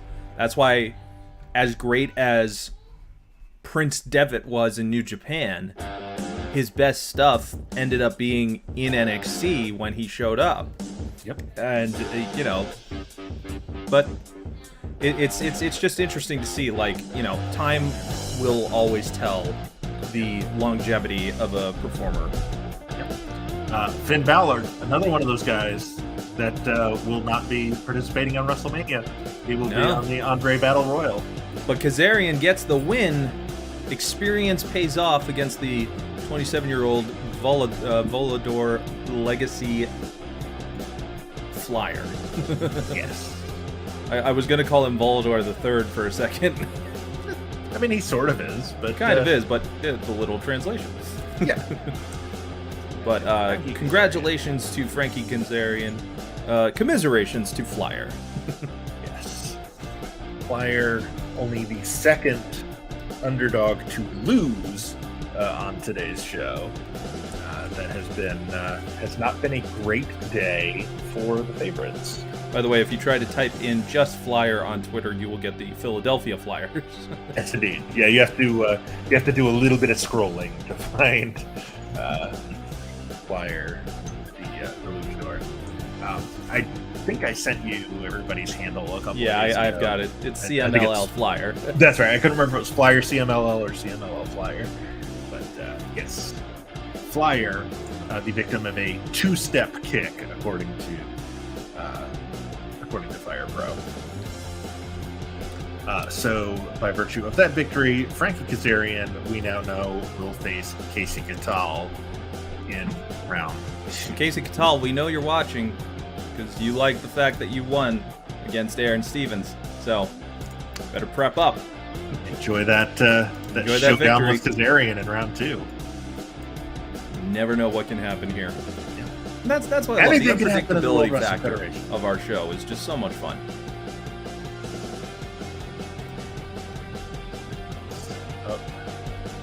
Our anti-penultimate match. Yes, our second to last. Yes. As we've got now Wipe the board clean. the Billy Dixon. Not just any Billy Dixon. The No, Billy the Dixon. one Taking and on Davian. Davian? Davian. Davian. Davian, I- who's, It looks like Davian. Like I want to say it it that way. does. It sounds like it should be very French, but Davian. oh, yeah. Her finisher, I love, is called the Davian to Your Life. In the vein of the CDT. Not America's sweetheart, Davian. You can. She is on PayPal and Cash App and Venmo. If you've, that's a running thing with her, is that she at indie shows will go around ringside and collect money from fans. I'm not sure what the origin of that is. I wasn't able to get quite to the bottom of that, but I did watch a couple of her matches this week, and including one on a WWR show, where she just goes around and gets paid before the match Nice. from the fans, and then advertises her PayPal and Cash App and Venmo. She is. She was one half, or she was the Women's Superstars United Spirit Champion and co-holder of the Chaotic Wrestling Tag titles, but lost both of those during the course of the evaluation period.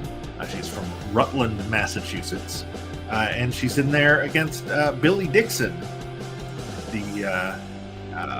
the first ever and I believe still current.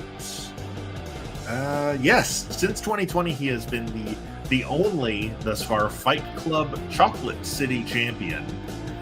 He had a 2 out of 3 falls match with Darius Carter at the Cassandro Cup show on IWTV. Is that when you were telling me there are too many Dariuses in Too many Dariuses, yeah. Because there was Darii. also the, I don't remember which Darius it was that laid out Austin Aries on that indie show this week that was making the rounds.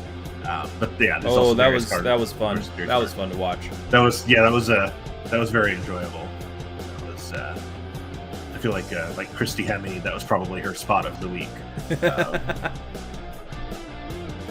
Austin Aries, what happened to you, man? You used to be cool. Well, he's controlling his own narrative now. Yeah, there are no rules. Here are 10 rules. Here are 10 rules. 2 of them are the same. 2 of them are the same, and one of them directly contradicts the first 2. You control your destiny, but you can't do these moves. And that does not make sense to me. I have never hated a wrestling promotion before it launched before, but I just hate the idea of this promotion. yes. And I what love it can the idea dangerously of guys kind of taking control of their own story. It just the notion of what it dangerously can promote Yes. scares me. Yeah, it's yeah. But hey, if you like the talent and that's your bag, you can watch it. Yeah. I would Well, say that's the thing, though.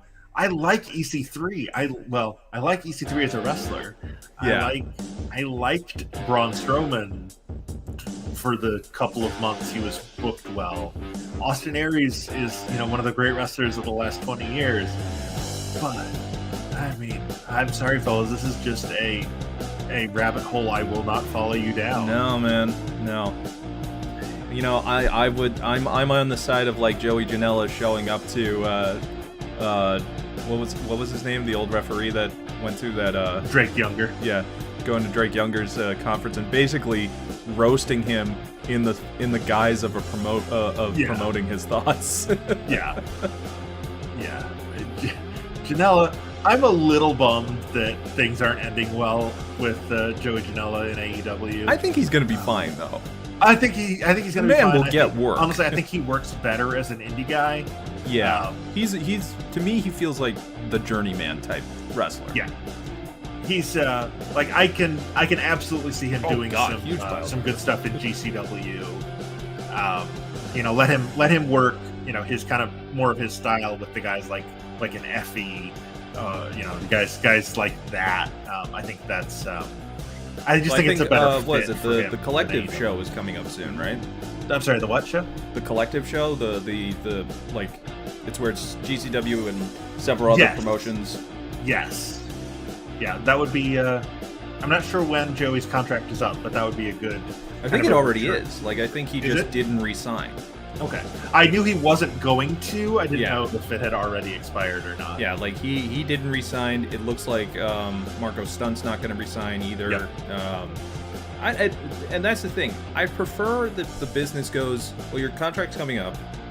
You can resign if you want to, or you don't have to.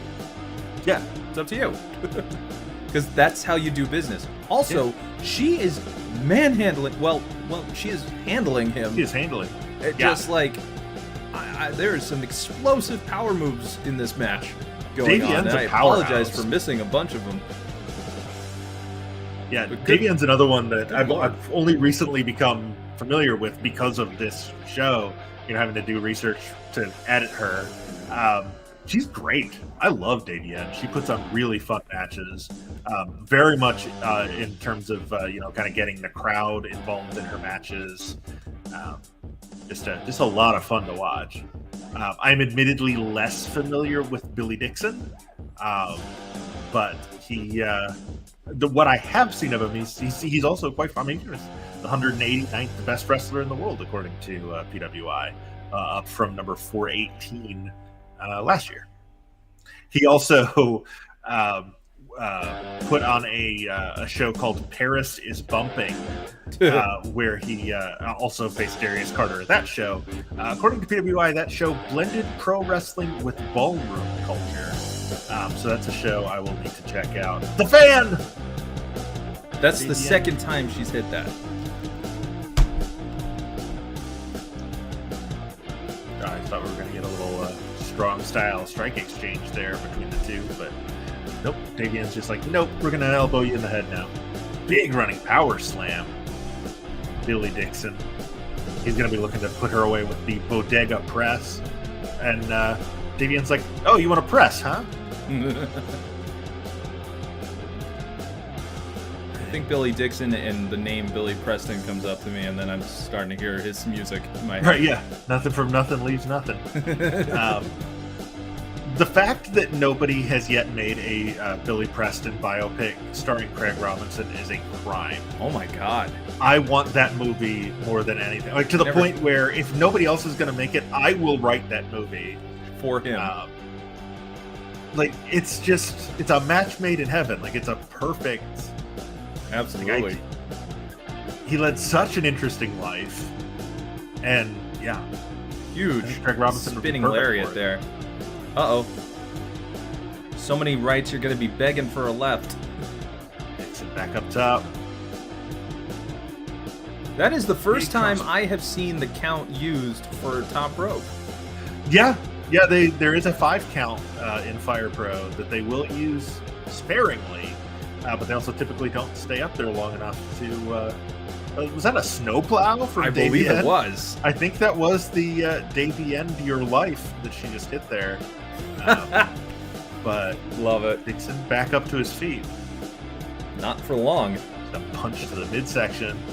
Another shoulder mount, that Oklahoma Stampede style power slam. And a big elbow. Man, this is taking a lot out of both of them. Yeah. I love the mix of styles we've had on this show. Absolutely.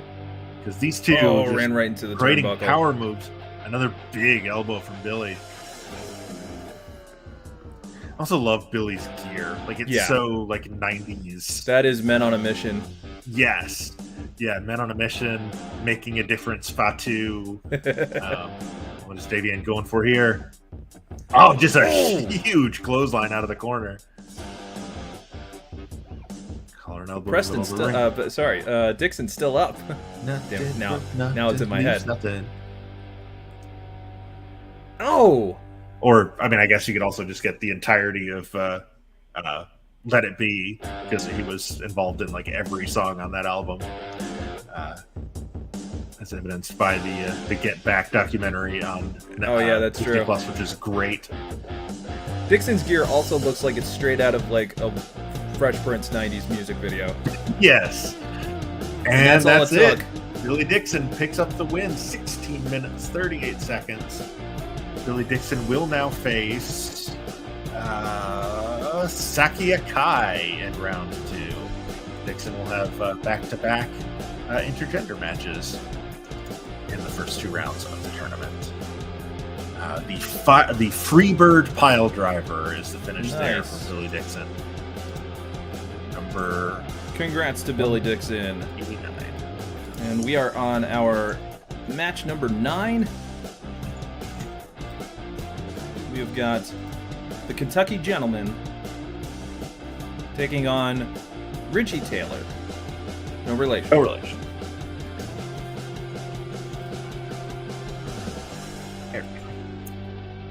How much did that the percentage rating get on that last match? 90%. Not bad. Not bad. Yeah, we've had our highest one of the day so far was Jake Something and Norman Harris, which got rightfully 98%. so. Rightfully so. That match was awesome. That was a lot of fun. That was a really, really good match. And now we've got the Battle of the Taylors, the match Taylor made versus for the Taylor. 500. Taylor on Taylor violence. TVT.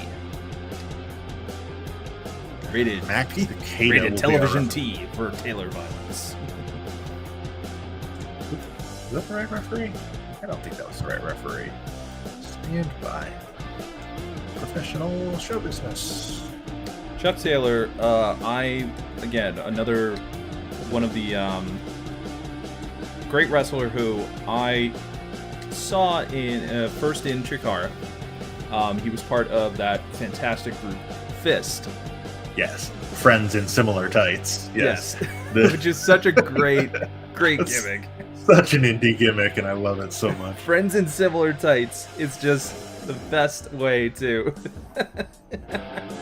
That was what, I Chuck Taylor. I love the way that they just take the piss out of that one. Gran Akuma.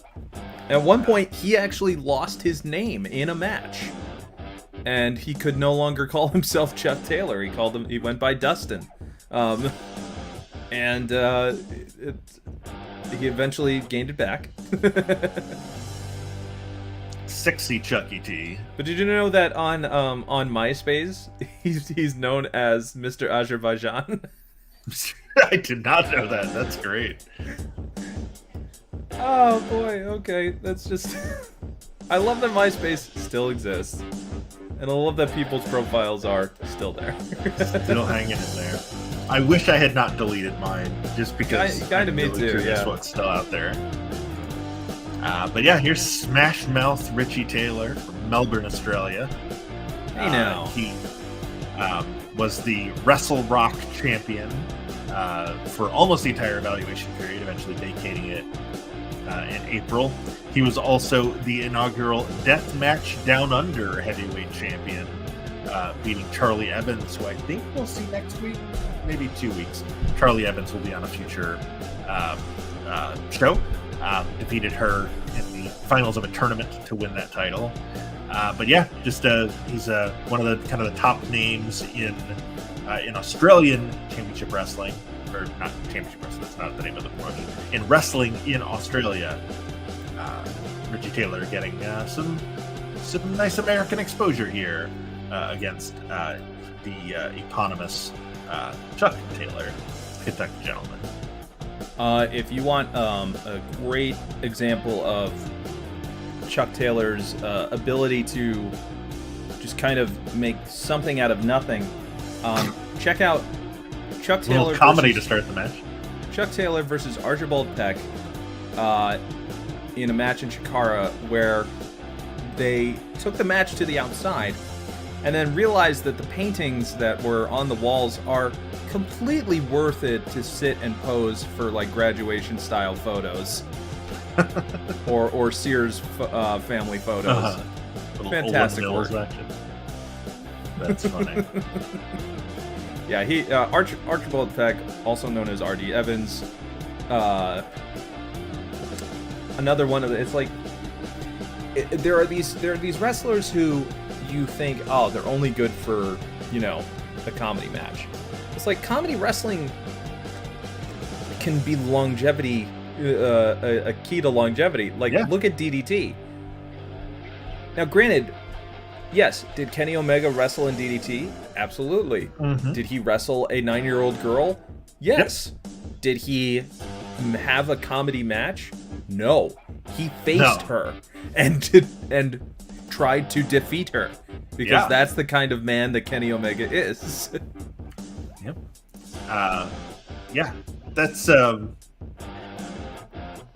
comedy will always have its place in wrestling, and it is definitely a great way to extend a career. I mean, look at like Yoshihiko in DDT will be around forever because plastic does not biodegrade. That's true.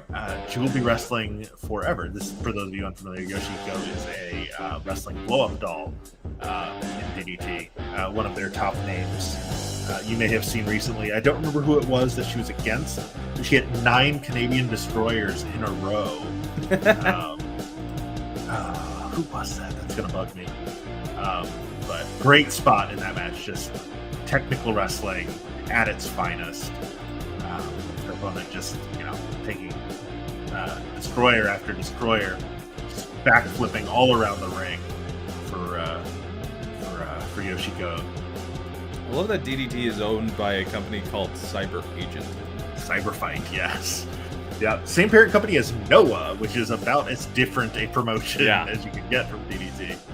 But yeah, there's Noah, the KOD Openweight Championship, the Universal Championship, the Extreme Championship, regular KOD Tag Team, KOD 6-Man Tag Team, KOD 10-Man Tag Team Championship, the 040 Championship, which is the title for wrestlers 40 years and older. Yes, it is the only age limit championship. And then, of course, what we all know, our favorite, the Iron Man Heavy Metalweight Championship. Yeah. The KOD stands for King of DDT. So the King of DDT champion, the King of DDT tag team champion, King of DDT. It's like the IWGP, but for comedy Japanese wrestling. I love this promotion so much.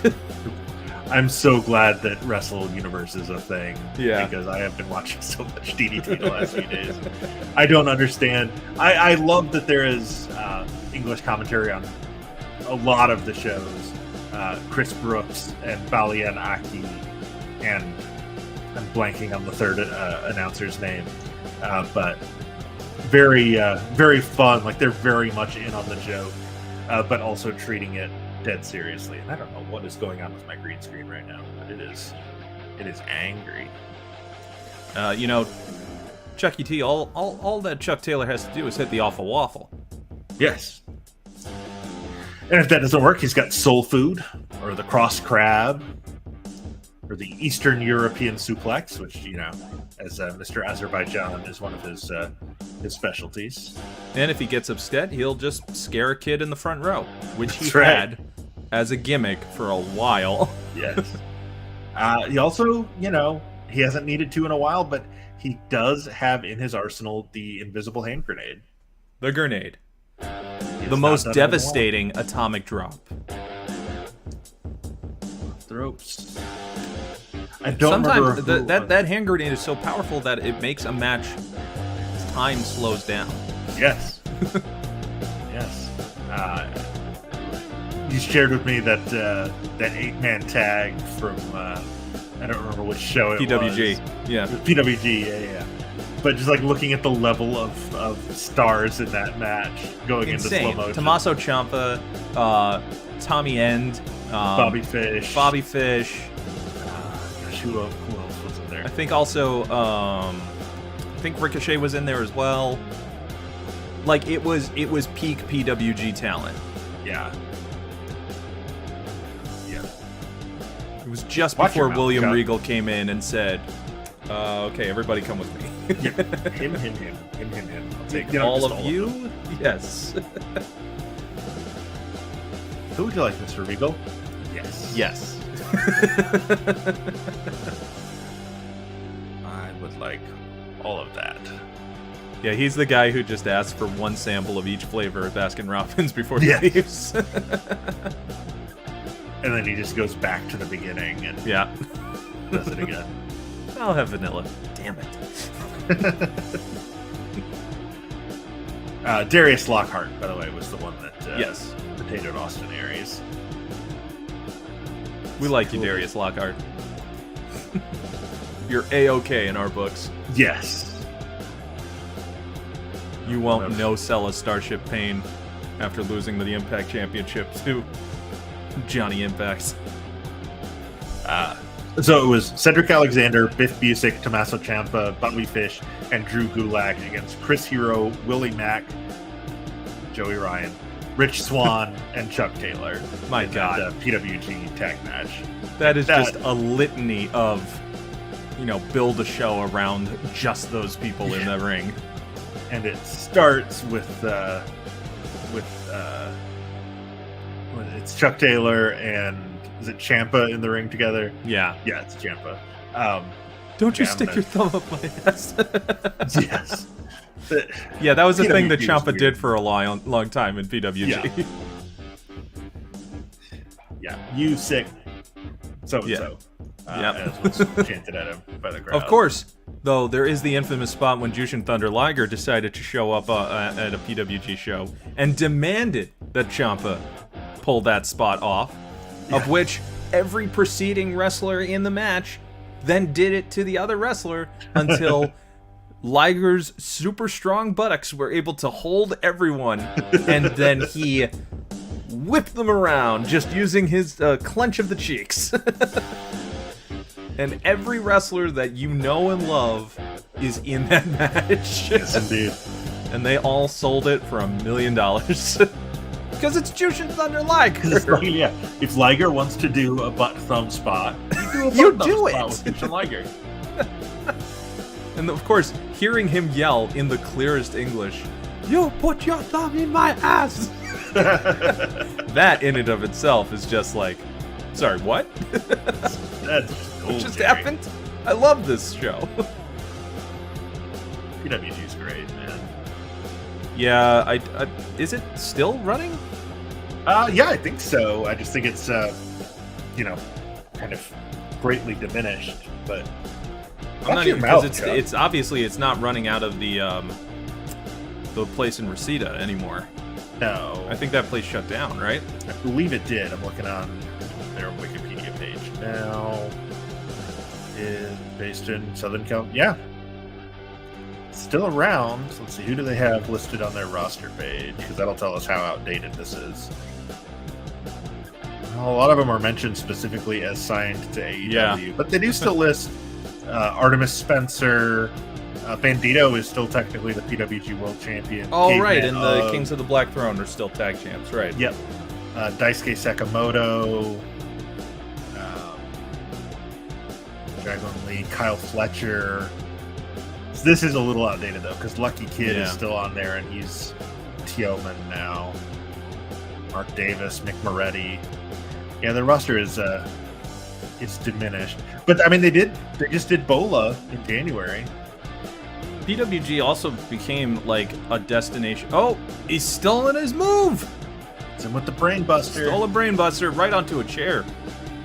Ite Ubere. No. Oh, so close. Yeah, But Daniel in Garcia PWG, won the Battle of Los like Angeles. it was it was like an LA kind of like destination for the local wrestling fan, to the point where like not Joe Mantegna, Joe Montana. God, Deathstroke. Manganello. Yeah, Manganello was going to those events regularly. Yeah. Like a lot of the like people in Hollywood that you wouldn't expect to be wrestling fans, but then you look at them and you're like, oh right, of course you're a wrestling Of course fan. you're a wrestling fan. He said, yeah, I mean, Joe Manganiello is one of my favorite nerds in the world. Oh, absolutely. He's super into D&D. He's into wrestling. He's just... He's wanted to play Randy Savage for years. Oh, he would be so good. He'd be a very good Randy Savage. We could find some way to get him as Randy Savage and Craig Robinson as Billy Preston. I don't know if they ever interacted.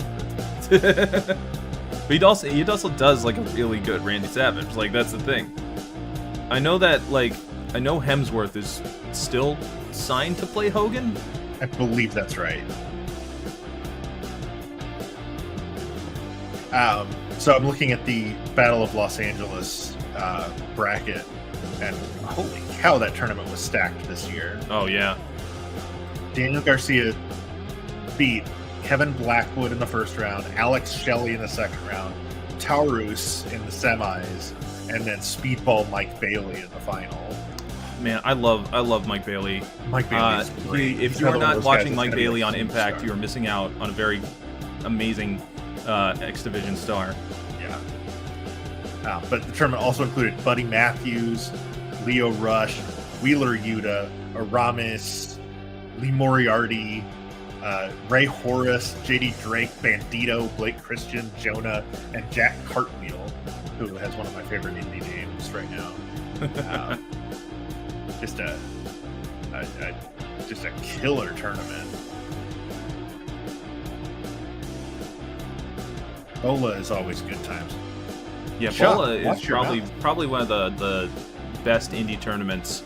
I think it's probably surpassed the Super 8 as Absolutely. like the go-to indie tournament. Because ECWA's Super 8 was the big one in like the 90s into the early 2000s. That was where you went to get noticed. Guys like Kazarian participated in the Super 8 tournaments, which is still going on. I mean, like, the Super 8 tournament in those early days was like the foundation of Ring of Honor. Yes. Yeah, absolutely. Chucky T got that pile driver into the ring, and not enough still. Not enough. Yeah, you look at the Super 8 over the years, just the early days, Ace Darling, Lance Diamond, who later became Simon Diamond, Steve Bradley, Christopher Daniels, Low Key, Donovan Morgan, Paul London, Petey Williams, Davey Richards, Jerry Lynn. Like, these are the Austin Creed, Tommaso Ciampa, Matt Cross, are all among the names. Those are just the winners. The first tournament had Billy Kidman in it before he was. I can happily say I'm close friends with two former winners of the ECWA Super 8 champion, Papa Don and Damian Dragon. Damian Dragon retiring after winning the Super 8. The 2013 tournament. Yep, I was there for that match. It was an amazing, emotional moment. Damian was one of my ushers at my wedding, and he getting to watch that retirement show, it became a retirement show for him. It was just very, very, very emotional for everybody involved there. Cool. Big Vito, who was a hand in his training, his early days at in New York, surprised him at the end of the night and awarded him the trophy. That's cool. And he beat Papa Don in the finals. Yeah. Beat VSK, two guys from both Mondo, from Brooklyn who came up together. It was such a great show. That's cool. That's very cool. And then Papa Don beat Bandito Jr. the previous year to win it. Two-time winner on that one. Yep. I think the only time that's happened. Bobby Fish and Tony Nese. But 2 years ago, a very good professional wrestler, also known as Avery Good, now Avery was Good, the last winner of it. KTB in the finals tournament that also had Matt Tremont, Vinny Pacifico, Devontae. Richard Holiday, current MLW superstar. Yep. It's still a legit tournament. Lance Anoa'i won it in 2019. Beat Brian Pillman Jr. in the finals. Yeah, it's very cool. Check out some of those, especially like the early Super 8 tournaments. You get to see like a lot of guys like right before they hit big, but also a lot of guys that probably should have hit big but didn't. Right. Like Reckless Youth is one of those guys that never. Reckless Youth is a staple of New Jersey wrestling here. And he was instrumental in in Chikara in the early days, but never really had that kind of mainstream exposure like Mike Quackenbush, who say what you will about Mike Quackenbush, and I can say a lot about Mike Quackenbush, so I won't. But like that 1998 tournament that Quack was in, Ace Darling, Simon Diamond, Scott Taylor, who would later become Scotty Tuhati, Devin Storm, who would later become Crowbar. Those early tournaments. Jeff Hardy was in the 1999 tournament. Actually, both Hardys were. Matt beat Christian York in the first round. Christian York, of course, later would team with Joey Matthews, who became Joey Mercury, whose face was destroyed by the Hardy Boys. So it all comes full circle. And this match is so far our longest match of the day, whatever. It could be night where you're watching it. Yeah. In Richie Taylor's native Australia, it's night. It absolutely is. The Taylors are going Taylor to toe to. I'm trying to make something out of that. Yeah. I can't. I see what you're going for. I'm not sure how to do it either. Nobody kicks out of the Pelican Arrow. Toe to Taylor. Pulls you up in the air. This is the second longest match in the history of the tournament so far. Well, there you go. 200. What did I say earlier? 213 matches now. This trails only that Nick Gage, Brett Eisen bloodbath from way back in episode 5. This is actually earlier. The Orange Cassidy Dylan McQueen match became the second longest match ever. This has now surpassed that. So 2 of the 3 longest matches in the tournament have been on this show. Marathon recording session this week. We also had 2 of the 10 biggest upsets of the tournament in this episode, with Dylan McQueen beating Orange Cassidy and Gregory Iron beating Trish Adora. Have not had a 100% quality match yet, though. Although I kind of suspect this one might. The game does like to reward the long matches. That could be it. Combo 2. Nope. Oh! That was a long, not even a 0.9. That was, I guess, 2.89 repeating. This is... Taylor charges into the corner. Chucky gets out of the way. Signals that it's over. And instead, Reggie Taylor's like, no, it's not. It smells funky. The concept of infinite numbers still freaks me out. The fact that there can be 2.99 infinite and not get to 3. Yeah. Yeah, it's like that problem of like the bird that can fly. Like, oh, Chuck wins it 38-08. Second longest match. I thought this match would have been an infinite number to 3, but instead, Chuck Taylor gets the win. Sexy Chucky T moves on to round number 2, winning it with the Awful Waffle, as is appropriate. Took an actual finisher to finish that 100% quality match, according to Fire Bro. 100%, 38-08. Awful Waffle. And again, thank you very much, Excel. I clearly did not mean to say 3808. You're correct. I meant to say 2:08 p.m. on January 1st, 1900. Thank you for correcting me. 8 minutes and 8 seconds.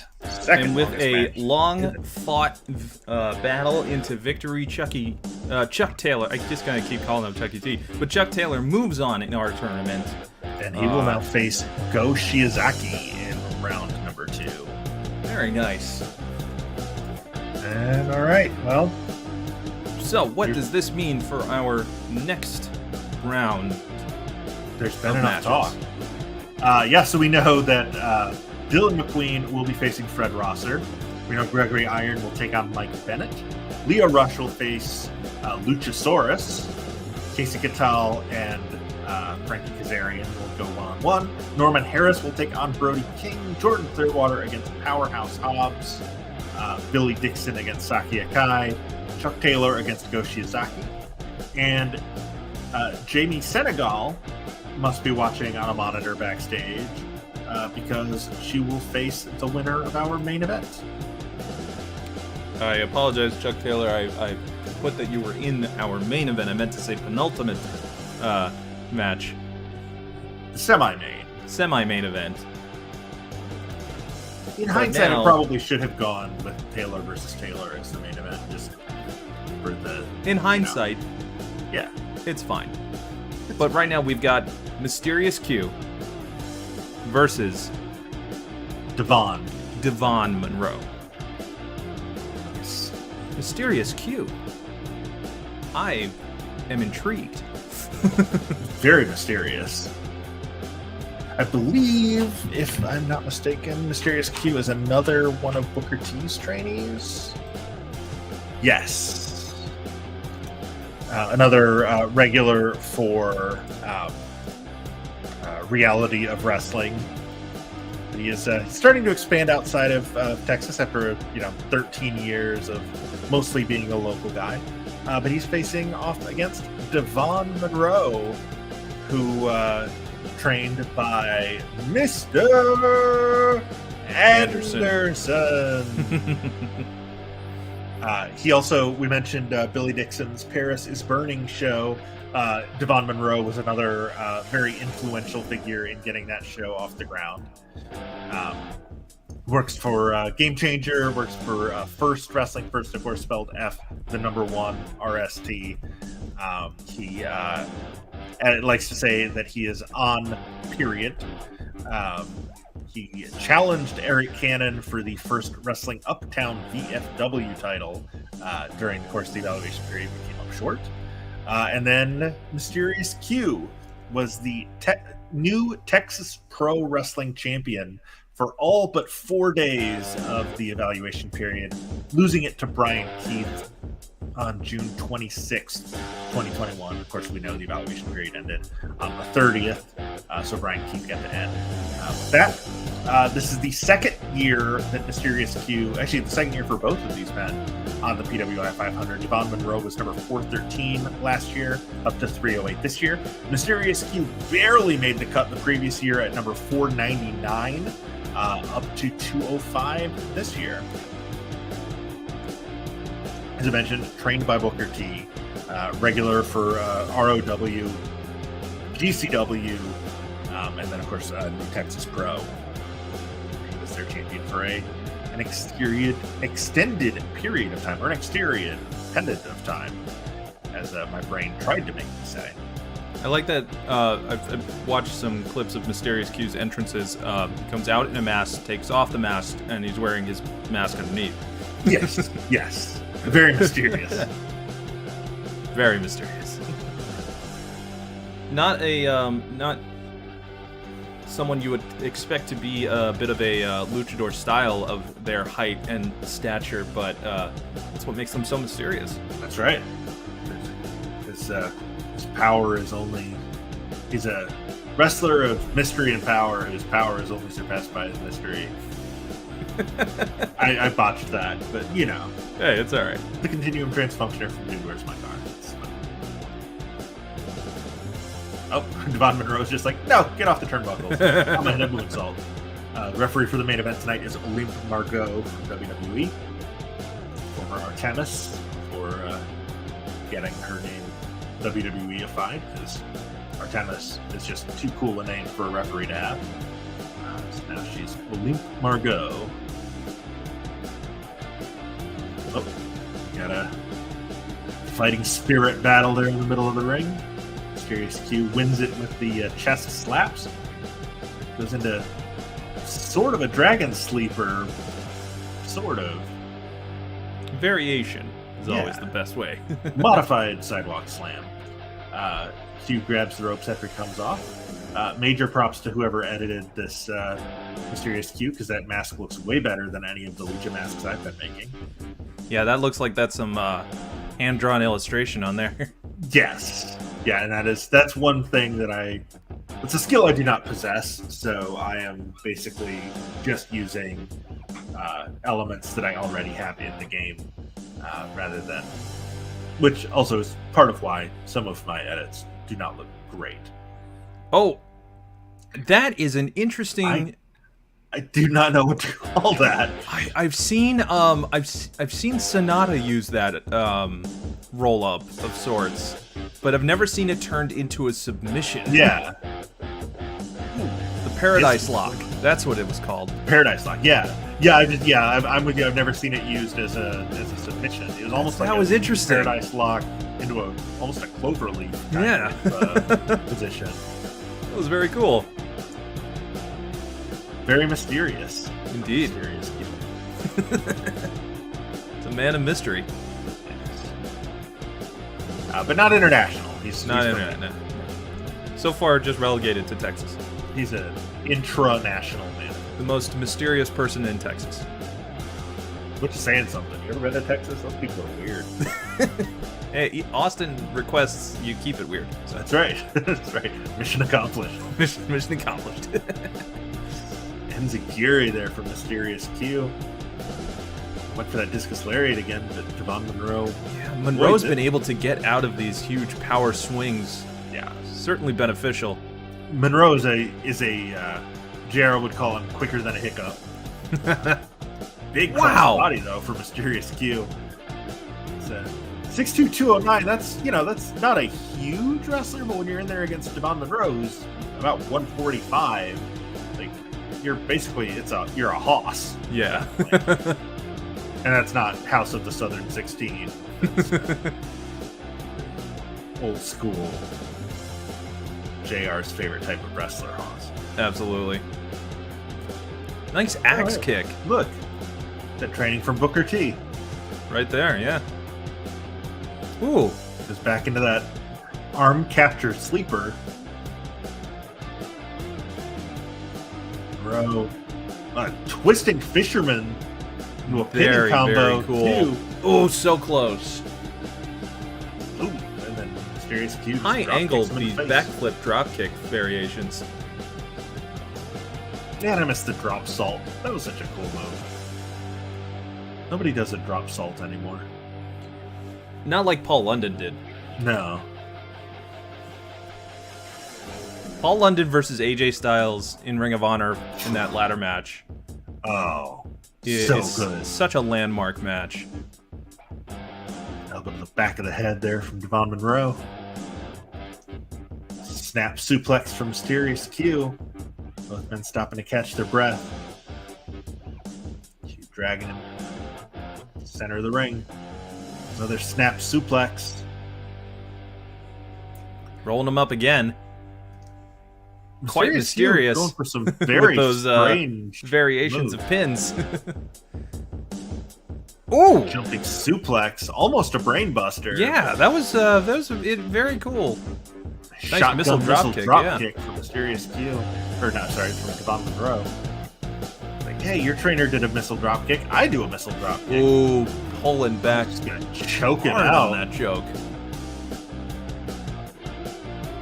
What's Monroe doing now?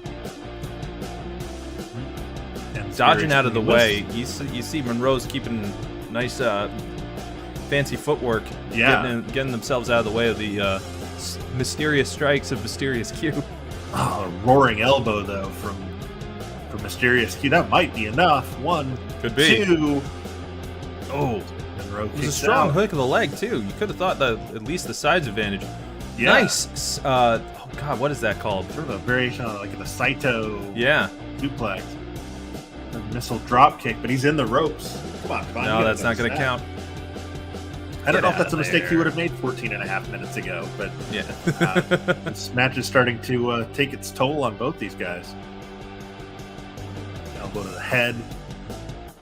One, 2, 3. That did just a straight elbow to the head. Straight knockout over Mysterious Q. absolutely a knockout blow with that like overhand chop.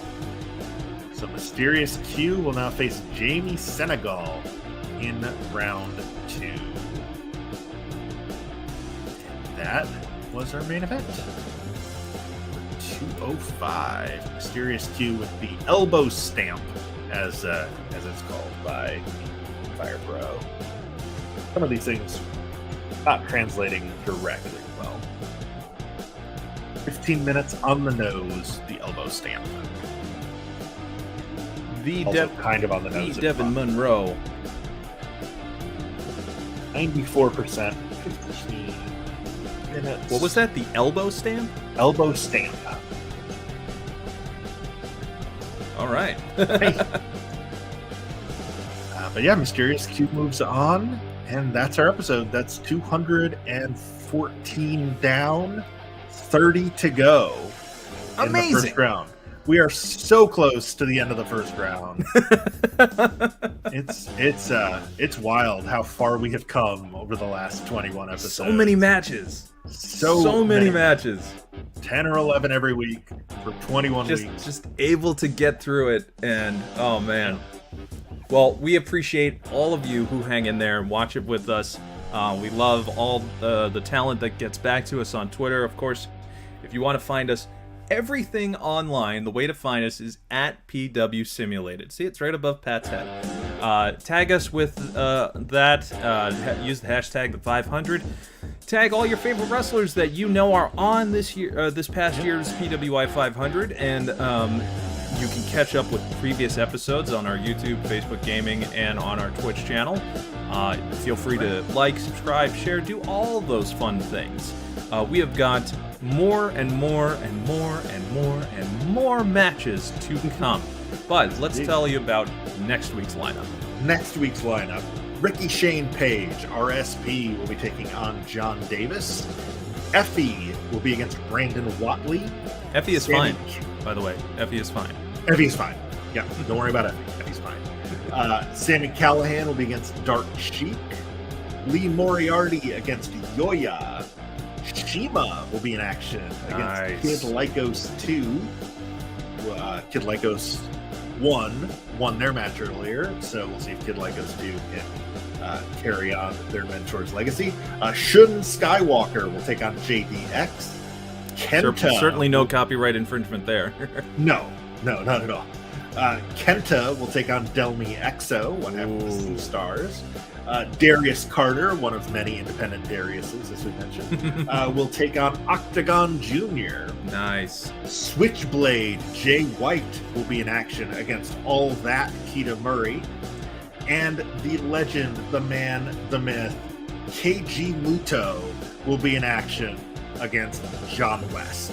Fantastic. What a lineup. We've got a legend in the main event next week. We've got some of the most brightest up-and-coming stars, and we've got wrestlers who will have a chance to make a name for themselves. Absolutely. If more of these upset victories, they're not upsetting, but they're certainly surprising, come to pass. And it is going to be another exciting week of pro wrestling. And in terms of, let's see, Supercard of Honor, that takes place April 1st. That's on the 1st. That's Friday. That's this Friday. I'm certainly going to be watching it. I feel bad that Tony Khan was not able to change the date, but because it's it's the venue, they can't really do anything other than, at least with, Rampage, I can watch it on Saturday morning the following day. I am going to watch Supercard of Honor live. I'm happy to see Ring of Honor come back. I know that I was a naysayer, but then again, I didn't expect for it to be bought by Tony Khan. So right. Well, it was I remember we both had that conversation. That's like, oh, I think Ring of Honor's dead. I think it's over. Like the old Ring of Honor, this is going to probably be the last shred of, here, I don't think we're going to take in really any indication of what Ring of Honor will become. It's just going to kind of be like, this is, it's back. and there is stuff to come. So there may be announcements, there may be things that, you know, surprise. I think it's just going to be a night of fun wrestling. I don't know. You know what? For fun, do you have any predictions on who's going to go home with the different titles? I think the main event is going to come down to Bandito's status.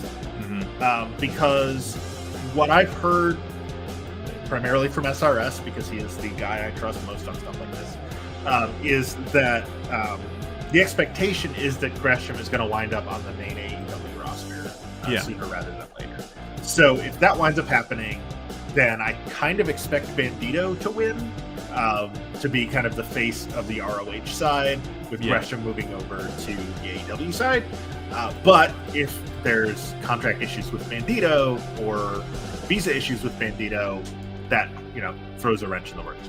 Maybe we get a screwy finish where, you know, Bandito wins, but then some Samoa Joe or Claudio Castagnoli comes out to challenge him, wins the title. Bandito, you know, goes, you know, back to Mexico or PWG or whatever. Because you know that Tony's not going to keep the title on somebody that he doesn't have under contract. No. I think he'll move the title to the pure title to Yuta, just because he's, you know, TK likes him a lot. I was wondering that too, but Josh Woods has also wrestled on AEW television. He has worked on AEW TV, and somebody pointed out on Twitter. I wish I had made a note of who it was. Yuta is 0-4 in pure wrestling matches in ROH. He has never won a pure title match or a pure wrestling match. So it's like, well, why is he the number one contender for the pure title? Like, the answer is because TK likes him. Yeah. Which is part of what makes me think he'll win it. But again, if Woods is under contract, it's all going to come down to contract. If Josh Woods is under an AEW contract or a Ring of Honor contract, Woods will retain him. If he's not, then he'll be that. I would like to see William Regal show up in some respect for Wheeler Yuta's match. I think it would be fun to kind of tie in, like, he's watching this match, and if he doesn't get it, okay, slaps him in the face again and see how he, like, you know right. Does he have the metal to join the Blackpool Combat Club? Yeah. Great name for a stable. Swerve Strickland, I'm surprised that he lost on Rampage, to be honest. But it was a great match, tough spot to be put in, because it's the FTW championship. It's like not really like, it's not a fully recognized title. It's kind of feels like just, you know, amongst other talent there. But Swerve Strickland versus Alex Zane should be good. I feel like Swerve's definitely going to get like a good win on that. Good showcase for Zane in that one. Yeah. Lethal and Moriarty. I think an upset victory by Moriarty would be great too. And if anyone, I feel like Jay Lethal would put over Lee Moriarty. And it also plays into the story that they're telling with Lethal about. Yeah, and he's even just saying, like, sort of the big ones, which may come into play if he and Gresham decide to team up and, you know, reunite the foundation, take the tag team, you know, division. That would be great. Briscoes and FTR really just depends on, like, you know, I would love to see FTR win those belts, and then have that come into play, because these are the people they are. Like, they're now the tag team championship belt collectors. Like, that's what they're trying to do. So we'll see. It's going to be an interesting show. And then there's going to be probably, like, several unannounced matches that are going to show up. Yeah. Unless they're planning on, you know, Bandito and Gresham going an hour, there's going to be some undercard stuff that pops out. Is there any way that Deonna Purrazzo can show up on this show? Because she is the women's world champion. Even by just appearance, like, I'm thinking just in terms of just scheduling, like, can she be there? Yeah. Is she even possible to be there? Because I don't think AAA is doing anything that night either. No, right? I don't think Impact is. So it's kind of like that's an interesting thing to also look into. Well, and also, like, you know, what does it mean for, like, the 6-man titles? Where's right? Is that even going to be a thing anymore? what's Shane Taylor's status? Like, will the 6-man tag team championship become the trios championship? Like, is that a possibility? You know, there's a lot of open-aired questions, and I think that this isn't going to be this is the first show of the new Ring of Honor. This is the real last show of the old Ring of Honor. That's going to kind of be like a transitional show it'll be the jumping off point. Yeah, this is like Ring of Honor's back, but it's going to be a new one the next time you see it. Yeah. This is just kind of like to tie up some loose threads. This will be interesting. This is really going to be interesting. I'm very curious to see how this is going to go. It's a fascinating time to be a wrestling fan. Oh, amazing. All right. Well, thank you for joining us all. And, WrestleMania is next weekend. Oh, God, right. Like... Yeah. Hey, thanks for the retweet, Mysterious Q. And congrats on your victory. So again, we love the interaction. So you can catch us next time, of course. Same simulated time, same simulated Twitch channel. I just before we go, I just think it's hilarious that we went match by match on the Ring of Honor show and we barely touched on WrestleMania, because I don't think anyone cares. Like that's the thing. It's like this is the worst. Like this is the most boring WrestleMania I could think of. Yeah. For a long time. Yeah, it's bad. Like, there's much more interest around Ring of Honor because of the fact that it's been bought and it's been, it's renewed and all that stuff. Yeah. WrestleMania is going to come and go this year, and I'm like, oh well. Edge and AJ will be good. Maybe. Like, no one knows if Cody's going to even be there. Yep. The Raw tag match might be good. RK Bro and the Street Profits and Alpha Academy, just because of the people involved. Like Brock and Roman, AJ and Edge. Johnny Knoxville will probably do something insane. That's like all I can think of in terms of matches I actually just want to watch. Yeah. How sad Becky is that? and Bianca is a year too late. Yeah. It should have been Becky against Ronda instead of Charlotte. It could have. Listen, WWE should have been a lot of things. That's right. Yeah, a lot of people's girlfriends are in there. But you can catch us, of course, next time on our channel. We look forward to seeing you, and we look forward to any interactions with all the wrestlers that show up. If you want to just hang out in our chat, you can do it. You're welcome. It's happened before. Yeah, that's right. Don't Die Miles, Alex Zane. Not Alex Zane, I'm sorry. Alex Kane. Alex Kane, yes. The suplex assassin hung out with us for a while. And we've got so many amazing matches that can happen and will happen. So thank you for watching, and we hope to see you next time. I've been Mike. I'm still Pat. And we will see you next time on The 500.